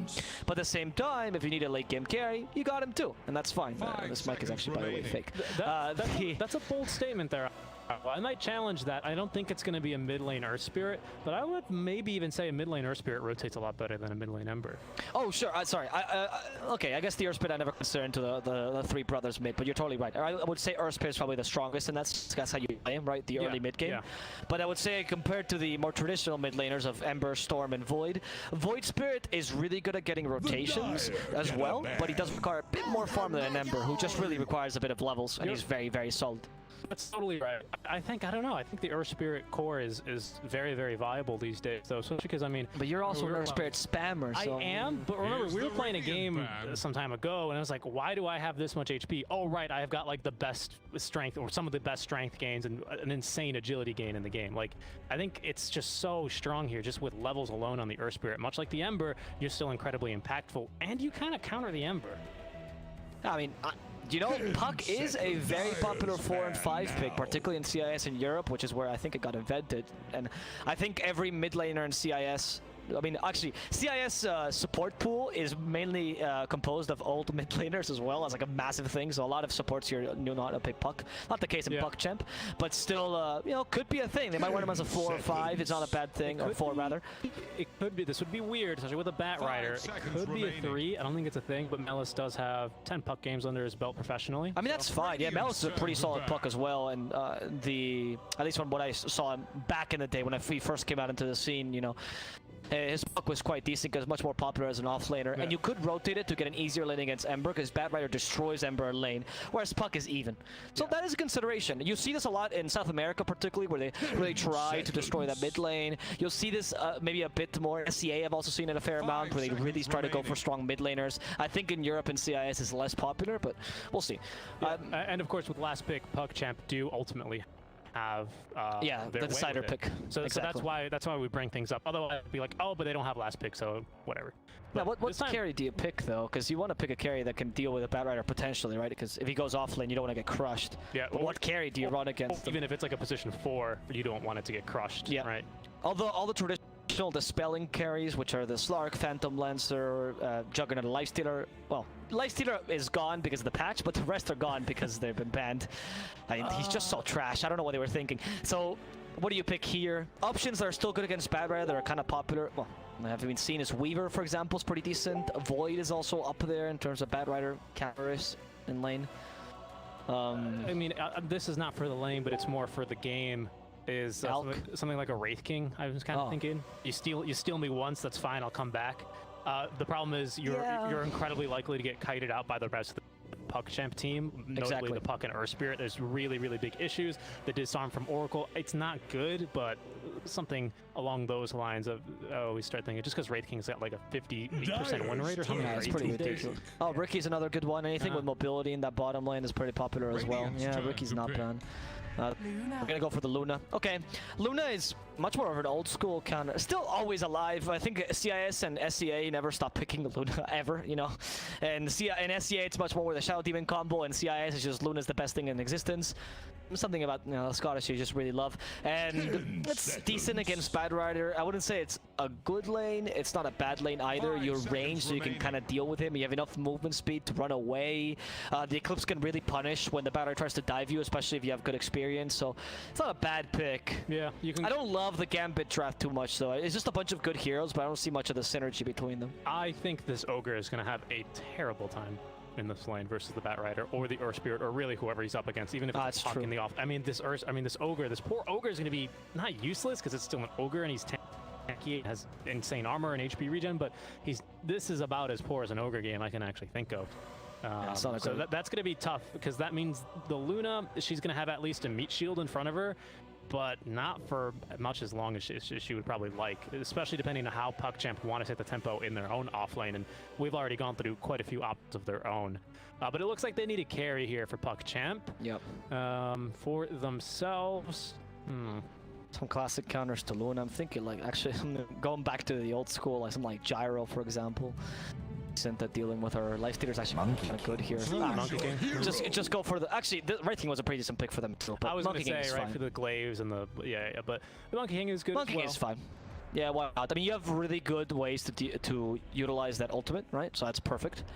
So it's a solid pickup. I think the Monkey shouldn't have too difficult a lane with the Mars. It's not an easy win, even though Mars is melee. He can push you around, so it's not so easy to trigger your passive. But it's fine, right? You could last that, and then your mid game against Luna could be really powerful.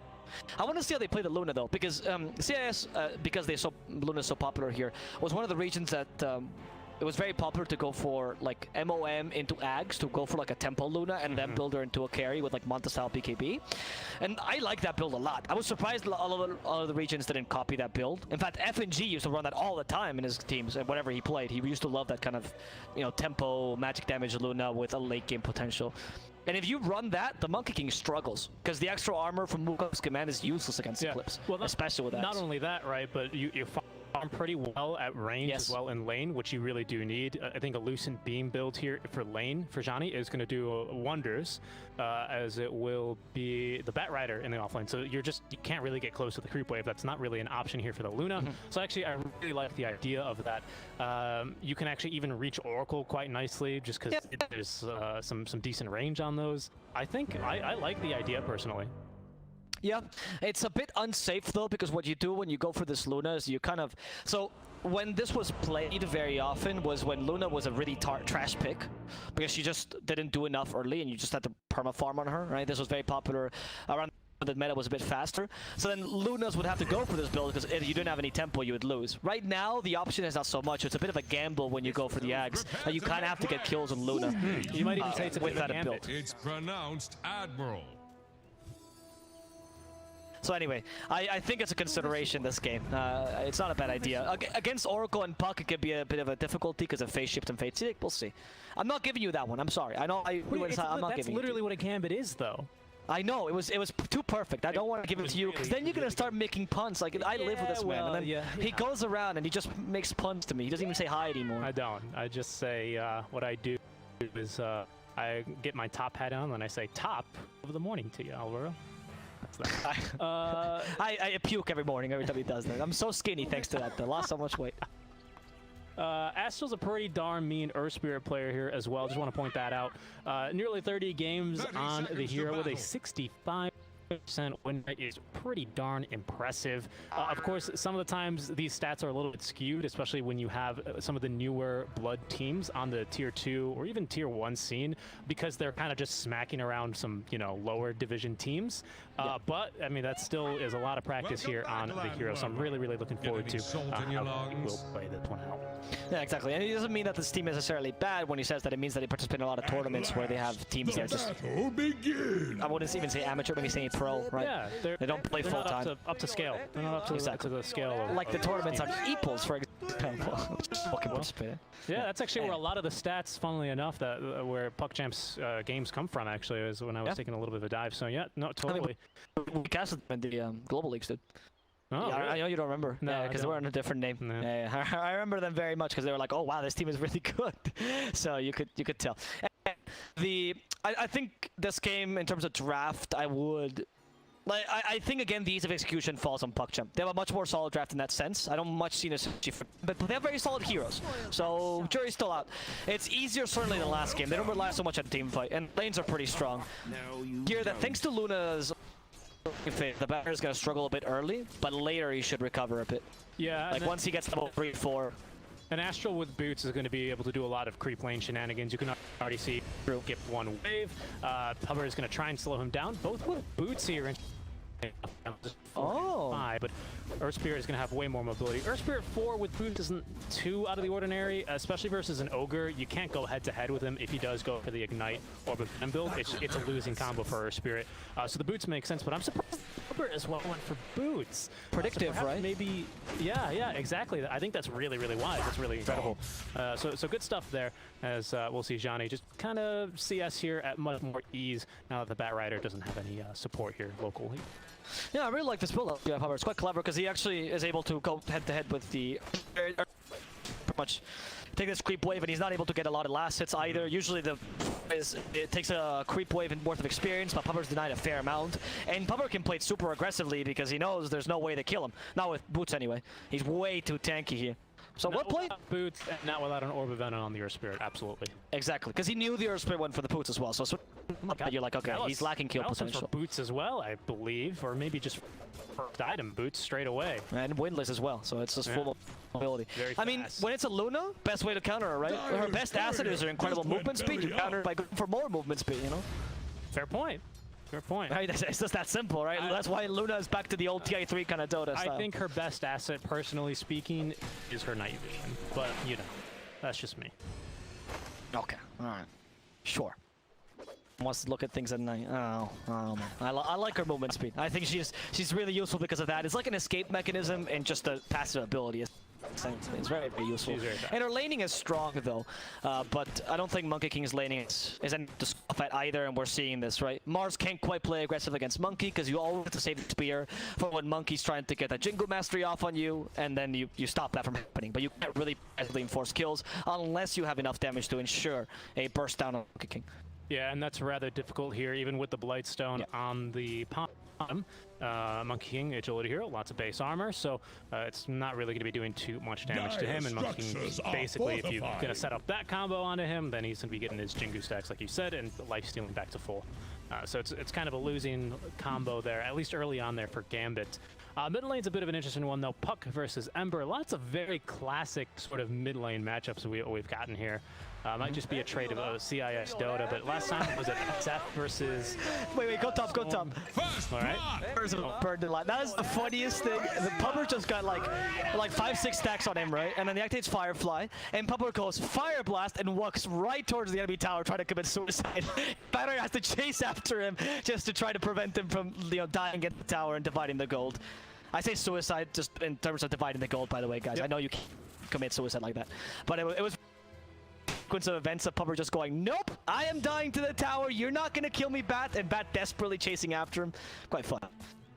Haystern spawns bottom. Lornoff is going to be able to easily snag that one, as both supports will actually rotate on over to ensure that one. Haystern then in the bottle versus the Puck. Not going to be too useful once that Dream Coil comes out, though, and there is a bit of an advantage here. A good, about third of a level here advantage in favor of our Puck, so it's pretty noteworthy. One of the things that Puck's... Onto our Monkey King. They have no spear, however. They have the damage onto crit. He's running for his life, and they've got the Oracle there to save his life. Well, it's just a couple of stick charges to keep him nice and alive. Yeah, another attempt at the spear, but unfortunately he's not going to catch the Monkey King, and he ends up healing completely. Well played by the Oracle as well. A bit of save is also nice in this lane, making sure Monkey is not the easiest kill, especially if he plays out of position. Capable of going for a bit more dangerous farm. Yeah. I was going to say earlier, though, is we spoke earlier about how Ember is one of the faster ones out of Spirits, but Puck is even faster than that in terms of ganking, right? He was one of the fastest mid laners in general. Fast now that haste not with the haste. Lornoff. Yeah. The prize is mine. Orb, bottle picked up, Lornoff. Ooh, not really sure what he was thinking, but with the Earth Spirit, that kill is very unlikely, even with the haste stream. Bot lane, though, that one's looking a bit better, as Duka is going to be able to catch the arrow. Spirit to the tree is crit, so he can't really do much to catch that one from happening. Yep. And unfortunately, I mean, the crit is still far not that big a deal, you know, killing the Oracle, but it is helpful to the Mars, because as we mentioned earlier, Mars is a bit of a tempo setter. You kind of want your lane to go a bit in your favor. You don't have to dominate it, but get enough farm so you can actually fulfill that role as tempo setter, and these kills help you. The sooner you get these kills, the sooner you put pressure, the sooner you can take this tower, and the sooner you can rotate to actually create pressure elsewhere with your Blink Dagger or Yule Scepter or whatever. And Blizz is going to go for a Soul Ring this game, which is kind of necessary. That's going to delay the Blink or Yules a bit more. Wow, that's great. He dropped the Infused Raindrops to not lose a charge there. Oh. Yep, value. The small plays, huh? The small plays. That's what it's all about. Another rune here bottled up for Ember. At least she's going to be tried, but the rune spawns top lane, and now we're going to see this beautiful combo. don't even need to kick him here. They have. Oh, and that actually might have just saved his life as the Elusive Orb needed to travel that much further. That means that Lornoff is going to be A-okay. He's going to TP on home. He's going to run right back. So the first Remnant Boulder Smash combo is a failure here, unfortunately, for PuckChamp. Nope, they're not going to manage to get that. No kills just yet. Mirana being slightly more impactful than Earthspirit. One of the strengths of Mirana, of course, is she's just also a strong laner on top of a strong ganker. Yeah, she's just Earthspirit is much more around the... She really is. Yeah, Earthspirit is much more around the ganking the mid lane, and against an Ember, it's tough. Especially if it goes for Flame Guard, Sleight of Fist build, it's very difficult for Puck to get the kill on the Ember. Oh, look at that. Do you know how hard Excess Vampire had to try there to nullify any attempt at a push when he arrowed the wagon? Just incredible. Incredible gameplay up front. That's not hate on Excess Vampire, that's just hate on the hero. I know. He should join the PPT hate club. He also absolutely hates that hero. Oh, really? I didn't know that. Do you not see his tweet? For the first time, and I went 9, 6, and 15. It was so difficult. I could barely hit 15 of my arrows. Yeah, it's like a very sarcastic, very good tweet though by him. I completely agree. Anyway, Blizzy in the bottom lane in trouble. Then they go with a stun, not too much damage. Blizzy and trigger that Jingle Mastery. Douglas could be in trouble, and they might almost kill him. Mirana's going for the Fate Seeding, stops her from getting the skill. She does still have 2 leap charges, but has to reserve it for play defensively. She loses her Courier, and they're gonna end up, well, not getting the Oracle, instead losing the Mars. Top lane, Ogre Magi is gonna be burnt alive. Second time this happens, and now success everywhere for PuckChamp. Yeah, this time they had to utilize the Lasso there, but that's fine. What are spells if not to be used? And good kill there. Decent space though for Zanny. I think this is something that perhaps I'm a little surprised by, but very, very little pressure actually applied. Ogre just tanking the brunt of this. You know, it's a lot like how Schofield will play in company, right? Just Fear special on the position 5 role right now in his position 1, but he is very well known for this, at least in the NA region. So very, very well played there. To our poor little Ogre here, Pubber is then going to have to rotate over onto the bottom lane. So Gambit, even with the stand in here, doing themselves in terms of getting their carry farm. Granted, the stand does a lot of competitive with a lot of the players, right? So it's not like it's completely, you know, a pub player for them. As I mentioned, Pubber did play with Blizzy for a really long time, so they do know each other quite well. Dukalis could be in trouble, yeah. Arrow, nice, and Lornoff's like, mine, and takes the kill. Yeah, that wasn't yours, by the way. Very stringy. That's the definition of a kill steal, but okay. Some friends. He had to walk all the way over there. And use Sleight of Fist, like, you know how hard it is to hit the Oracle? He's so skinny. Anyway, the Facebooks are complete on Lornoff now, thanks to the Oracle kill, with the Star he'll complete them, and they'll be able to take the bottom tower nicely. And this is very important for Mars, because this timing allows you to now start rotating more freely with Mars. Get much more map control. But top lane is also falling for PuckChamp, so it's kind of an even trade right now. Main stage is already beginning to break down. I think that just happens quite naturally when you've got some very, very fast tempo-based heroes, right? Everyone wants to start doing their thing ASAP, and that includes rotating away from a lane that is honestly just not the fastest farm for you. So everyone's just going to want to do that, get their farm, get their items. They're going to probably reconvene. Let's see here. Boot to travel on Batrider is absolutely massive, though. 9 minutes timing on that one is very, very impressive. And here we go. Speaking of which, immediately he's going to make the rotation. Duka nearby. They need a little bit more damage. Went onto Blizzy, and they have it. Lornoff nearby as well. Still has a remnant to use, with the team rotating over. He's going to want to stick around and fight. As Pubber running on over onto Duka, giving him the bloodlust here. No one to TP. No point to TP anyway for PuckChamp. Is now Lornoff in some trouble. He actually leashed down. They're going to look to jump onto him now, and they have the magic damage there with the maxed Waning Rift and the maxed Illusory Orb. Nice kill there. Pubber, unfortunately, he's going to be left without really too much to go. He's going to TP out, however, and he is going to be then the only side here, but there we go. Batrider here is going to be... Well, no, there's two, right? Because Mars. Very good point, thank you. Yeah, but yeah, Melis just proving, right, he's just, oh, I got my item first, but I'm ready to fight. Forgot Mars. I know that you're making a point there, which is that Mars doesn't really feel like a hero right now. Nope. And it's true. Like, because they had to rotate to help him win his lane, right, he couldn't quite get the experience and couldn't get the tempo that we were speaking about earlier. And now going for Soul Ring Yule Scepter, which is not great, because they both provide a lot of the same, which is the mono region, right? That's what you usually go for region, but then it's very common to skip the Soul Ring, because why would you need Soul Ring then? But he needed Soul Ring for the lane, and now he's still going for Yule's, because it's definitely the better item in this game. Yeah. It'll be tough, the impact that we expected out of a Mars, so we're going to have to rely a bit more on the rest of Gambit to pick up for him. That's a good point. We're going to have Mask of Madness on Luna, though. That's a good point. I will say though, that to your credit, right, just to explain why Blink Dagger is not going to be as impactful. Simply put, it's going to be just impossible to catch the puck. You need the Yule Scepter, and speaking of catching the puck is catching you. Do they have protection? No, but they have plenty of AoE damage. Moonlight Shadows can end. He's going to be silenced immediately after he puts down the arena. So just feeling like a hero until he gets that item or two. And Malice, Puck, Earth Spirit, this again a very mobile draft from PuckChamp. So they're going to smoke up and look for another kill. Very, very well played by PuckChamps. Yeah, after the smoke, I'll say something about this region I really love that they just did here. But I don't know if the smoke is going to be successful because the Battle Rider, okay, they scan to know. Very, very well played actually with the scan. They find Excess Vampire, should be an easy kill. Unless, oh, no, Rolling Boulder barely leaped. Hero seems very balanced. She still has one more leap to go and might even be able to counter-initiate. That is I'm going to kill the Marana, and down she goes. Monkey King even joins in. No Kong's command because he hadn't put the point in it just yet. We don't false promise on the Oracle though. They're going to use it up Melis, accepting Ducalis is going to die here. Melis will have to just run away. He has Firefly on, finally done. But he's going to heal a lot thanks to that false promise. Yeah. You got two charges off there of the Fortunes and right, so Max. So what I was going to explain beforehand was that something I really like about CIS region is that you actually look at how Dota works in terms of spaces. Usually this bottom lane becomes the easiest lane for Gambit to farm because they took tier 1, right? So it's why they're putting Blizzy here so he can recover. But in CIS they very often, I notice, play with smokes or something where they try to go for the lane where everyone's farming and play against the traditional Dota way, as we see Melis here, right? They're playing in a way where it's really hard to read them, and there's a bit of surprise factor, and there's a bit of destabilize the enemy team, and a lot of CIS teams do this. And now Melis might get punished for it, but if he doesn't, this play ends up being really good. No, he does. Searing Chains, they catch him, Fire Blast, and Melis will die. This will happen sometimes when you play what is called the anti-space, right? When you play completely off of what you're supposed to, but they're doing this on purpose because sometimes this creates too much of a... It's too difficult a plan to follow.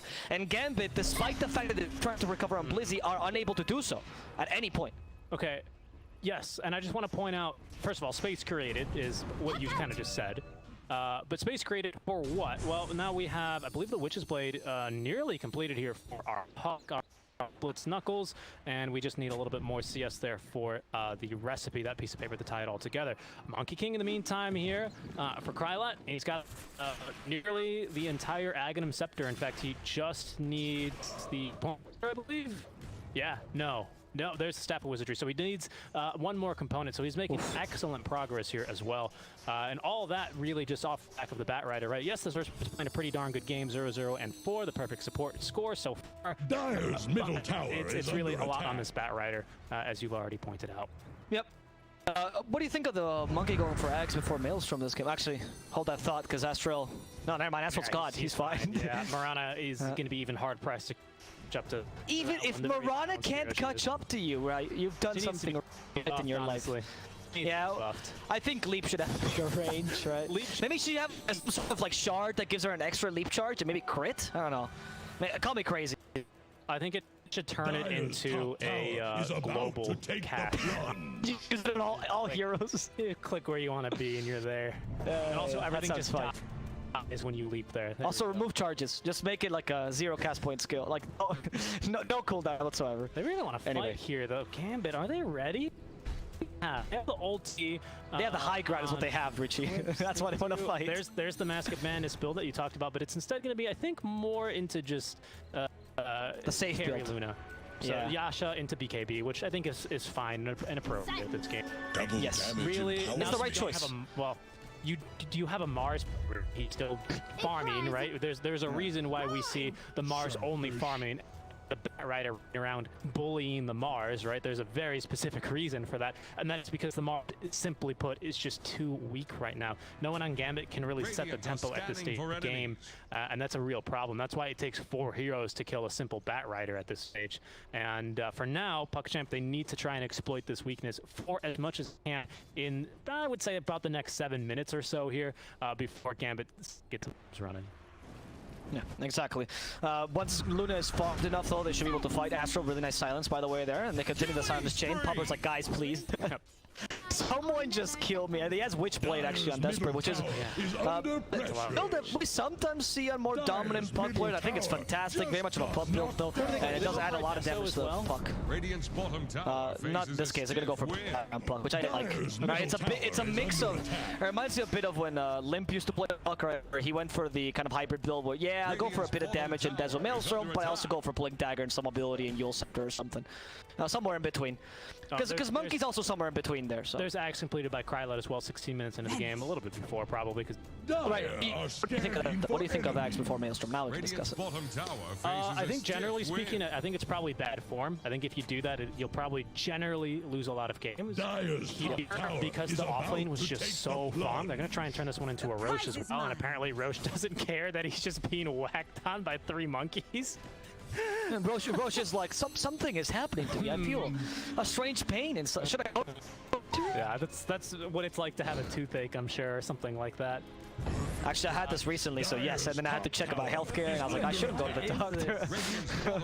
It's like Visage when he can sit the birds up here and do roast. Is this really the idea to cheese and Roshan? Thing, to be honest. This is the dumbest thing in the world. This is so stupid. What's wild to me is that like you Spirit Breaker charge past Roche and he's gonna bash you, right? He doesn't care. He's killing you. You do this. Oh, Oracle! You woke up the beast! Now you messed up. They've awoken the sleeping giant. It's much too late. This Roche is completely dead. Did you see that? It was just the second that the Oracle walked in, Roche was like, okay, I'm ready. Let's murder these people. Actually, more typically, interestingly enough, it was the charging the Fortune. Yeah. I mean, I know I was just making the joke of him charging the Oracle, but you're right. I don't know. That was a really weird interaction. I don't know if Valve please fix or Valve keep it in the game. I mean, it's a feature until they fix it, right? Yeah, that's kind of how Valve works. You're right about that one. Is this even fair?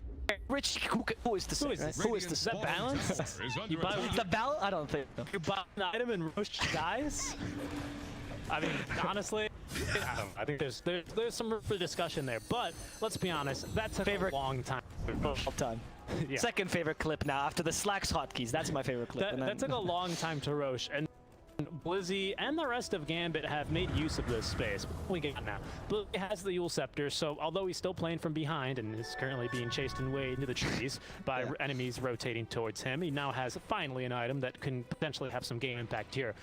Our Luna, not a Morana, is farming at an incredible rate and has actually a full BKB ready to go. Loranov as well with nearly a full BKB ready to go. The question is, will it be enough?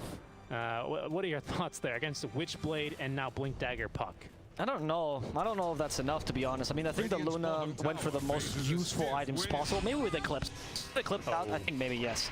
Okay, lower enough. Okay, he breaks the Dream Coil, which sets up for Sun's End and everything. I mean, I think even if he didn't break it, he was dead, so it was not. Yeah. And of course, a BKB on our Bat Rider, so just incredible farm here on our Bat, who is actually more farm than Loranov is. That might not surprise you, considering the way we just saw Loranov die.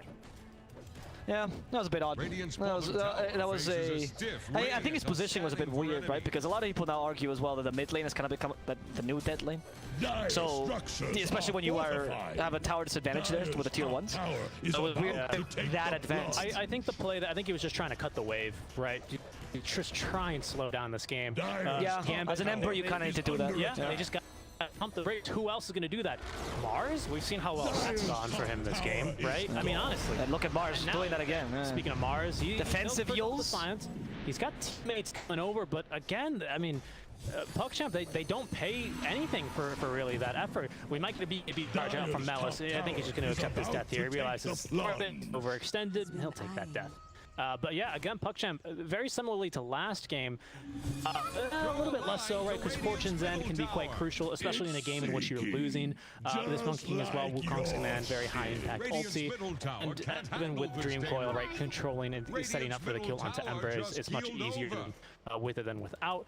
But again, they kind of are free to kind of choose their engagements at will. A lot of these engagements, I think, are going to overall be a little bit less costly for them, considering that we have gone for the early Monkey King Eggs, which gives you a lot of push, to be honest.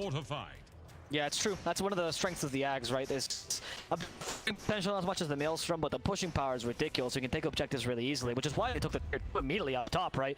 And now the enemy jungle is theirs if they want to. Like, Gambit right now doesn't know there's no wards in their own jungle, but they can't go there, just in case, right? Yeah. So, which really stops Luna's farm. And that kind of takes away from the whole point of picking a Luna, because the whole point of Luna is you get a mask balance when you play like this. You get a mask of mana, so you vacuum farm. But when you're vacuum farming only a triangle, it's very easy to gank you and very easy to punish you. Pupper is here to break smokes, very well positioned by Pupper. They go for him. Astral does see Xani though. He wants more. So he can't. It's too far. That's a good death. Like, if that's actually death creating or a space creating death, right? That's a fear death. If you watch NA Dota, that's a Schofield death. If you watch SA Dota. Or Pilot die if you're an old school person like myself. You're like, oh, did Pilot just die 17 times and they're still winning the game? Wow, what a... The Malk Award. The Malk Award, yep. Yeah. Classic. I mean, anyway. Yeah, but that's another tower down, just like that. And in fact, I do want to bring up this little point. I think we're going to fight here, actually. Yeah. But Puck has nice Dream Coil damage builds. I'm gonna murder him. Oh, nice! I didn't even consider that, but breaking the Dream Coil like that is very clever. And he did go now, if he's going for the love. So I'm gonna nullify this Luna BKE before she can make any use of it, honestly. It's huge, actually. This is big. I mean, it's gonna come out very soon. They see the Ember. They have a lasso ready, but no blue dagger, so Alice is not going to be able to jump on him. He's 600 gold away from his blink. Is about to flounder.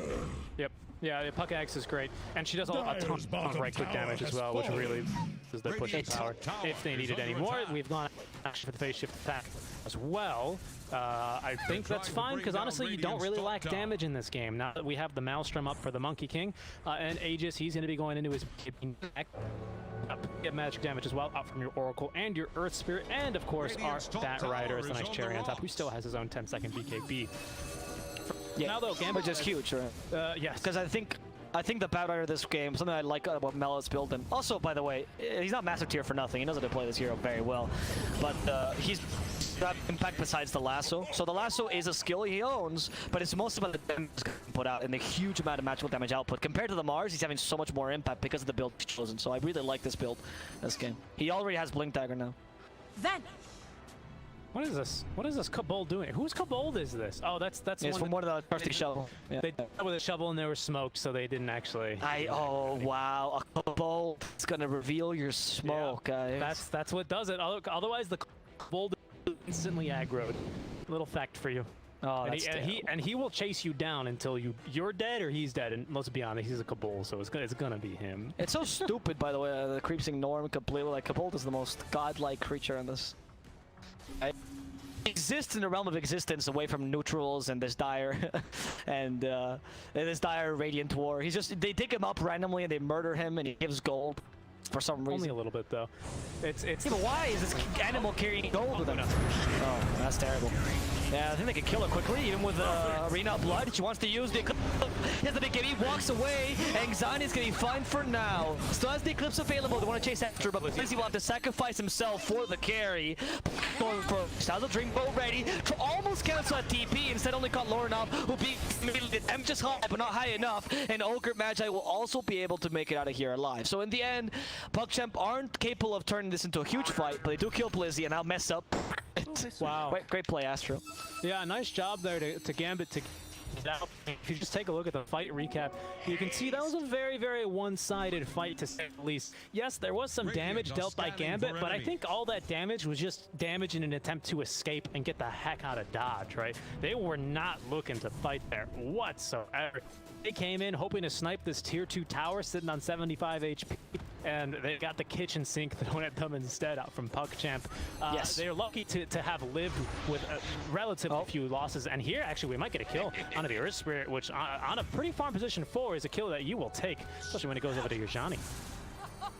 Yeah, when you are losing, you'll take any kills. Like at this point, even murdering the Oracle would be worth one, right? So you're quite happy about that. A bit of a misposition by Astral. They're trying to take me triangle, but the difficulty as well when you take over the enemy jungle is that you know they will defend their own triangle with tooth and nail, right? You know they're gonna fight this, and you have to be much more confident about your incursions into the enemy triangle. You either go as 5 with like an idea of a smoke or some clear initiation tactic, or you don't go at all, because Gambit makes sure that that anyone in that vicinity will get murdered. Xani takes the... Oh, there it is. Okay. Bottom tower has Backdoor fallen. is a joke to Luna, and this carry Luna, I mean, is working out. She's gonna get the Scotty, and she's starting to become a carry you can rely on now. She is. She's actually managed to outfarm every single core on the, well, every single respective core, not put together, of course. She's no alchemist. But she's managed to outfarm every single core on the enemy team with still a 5k net worth advantage here towards PuckChamp. So that's in something there. As I believe they have not scouted Roche quite yet. Arrow will find Billiard as there's going to be now a little bit of damage here out from Blizzy. Going to hit him with a tip, unfortunately. Not really much he could do there. Playing Mars from behind. Must be the off-lane equivalent from behind.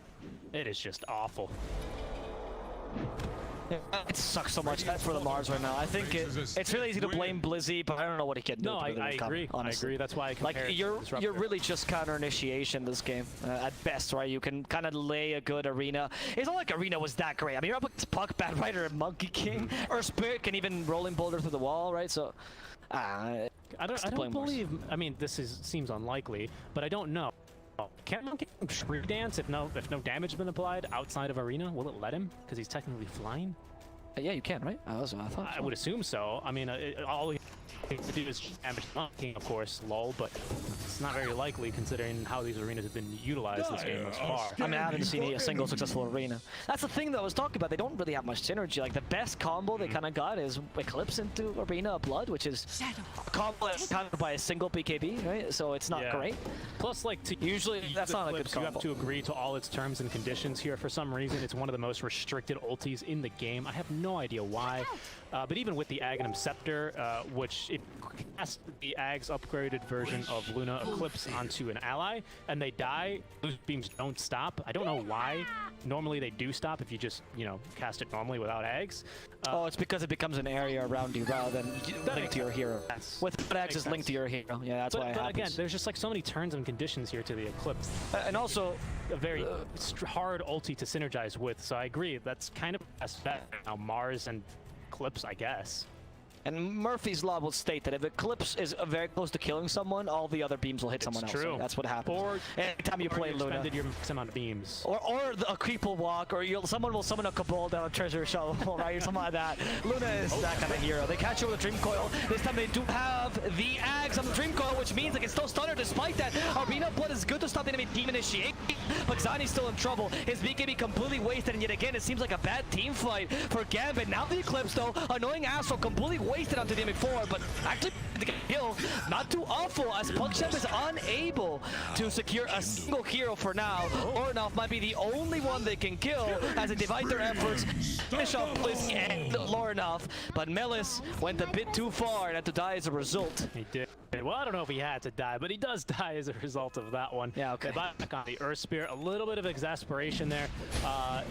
That shows the difference. I mean, contrast this fight we just witnessed from PuckChamp, which in one word I would kind of describe as overzealous compared to the fight they took last game here near the bottom 2-2. They were just dewarded. They knew Gambit was in the area, and they go, you know what, screw it, we feel strong. Let's come on and fight. We'll probably come out on top. They do, just because they're that far ahead, and they're going to get a kill with the Yoke for free. But it was a bit costly for them here. It wasn't for free. They did lose their offlaner. They had to buy back on position 4. So Gambit still proving that they can still come back in this game. But with this second Roche now, second Aegis now for our Monkey King, they are going to be feeling really, really strong. There's no mid-tier 2 standing. There's not even a mid-tier 1, sorry, a bottom tier 1 standing. So the push is going to be coming pretty hard and fast here out from PuckChamp. Access Vampire does get annoyed a bit by the flame break, but Bad Rider's like, I mean, I'm chasing a Mirana, you know. It's a Mirana, you have to... The real fight when you chase a Mirana is not giving up halfway through because you just want to throw the PC away, right? That's the real internal fight that you're having here. Bad Rider could have actually caught up to it, he just chose not to. No, what we should do is we should bring back the old Diffusal Blade with charges, and if you use Diffusal Blade, he loses a charge of leap. I think that's how that should work. I think you should be able to kill the time. Can't leap anymore. Like she can still shoot her arrow in Starstorm, but she's slower and you can't. You know, if you bring her to like half HP, she loses her Tiger. That would be a nice idea. Oh no, they've got one again. Oh, he's broken it. Oh, it's Axe, dude. damage was used. Yes, Lasso there as well. Lasso though with the Gem of True Sight, not really. Here's critical damage. Yep, here he is, and his name is Krylat on the Monkey King. Just getting a kill delivered to him there, to be honest. 3-4-2. The Temper Spirit, unfortunately, just doesn't have the game. Falls 3k behind net worth in terms of where even the enemy off laner is, not even mentioning the enemy mid laner, his contemporary, who is just jumping and diving under tier 4s and nearly getting the kill on the Exodus Vampire. Fortify will be used, but there's the counter Fortify. PuckChamp, they don't want to back away from this. They probably know that Simba's got no buyback. He's so poor. Well, they know that right now they have pretty much free reign to take this tower, especially with Wukong's command available. It's not like Gambit can really easily initiate. Luna's got the advantage of this time to farm. They did the clip so they could try to counter-initiate this potentially. Luna's going Lincoln's next. So, oh, she did go for the Lucid Beam talent. Yeah, I was about to say. Yeah. That's why we're in sync, dude. She went for both Lucid Beam talent actually, including the damage talent, which was surprising to me. Because I mean, okay, I get the cooldown talent, but the Lucid Beam damage talent as opposed to the they catch the Monkey King. Should not be too hard to kill unless they manage to get him a Trim Core counter initiation is good. Luna can't even use her Eclipse. Everyone dead for Gambit. Enough, why don't you, right? Like, you're up against the Monkey King.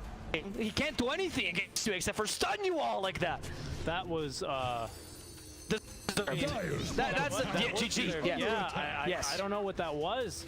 He completely whipped the Spear of Mars. I don't mean to just point fingers here, but that was the stun from coming out. They just had nothing. They just lined up and ran into their deaths. Oh, PuckChamp, they are going to be feeling really good after that game. Oh, goodness.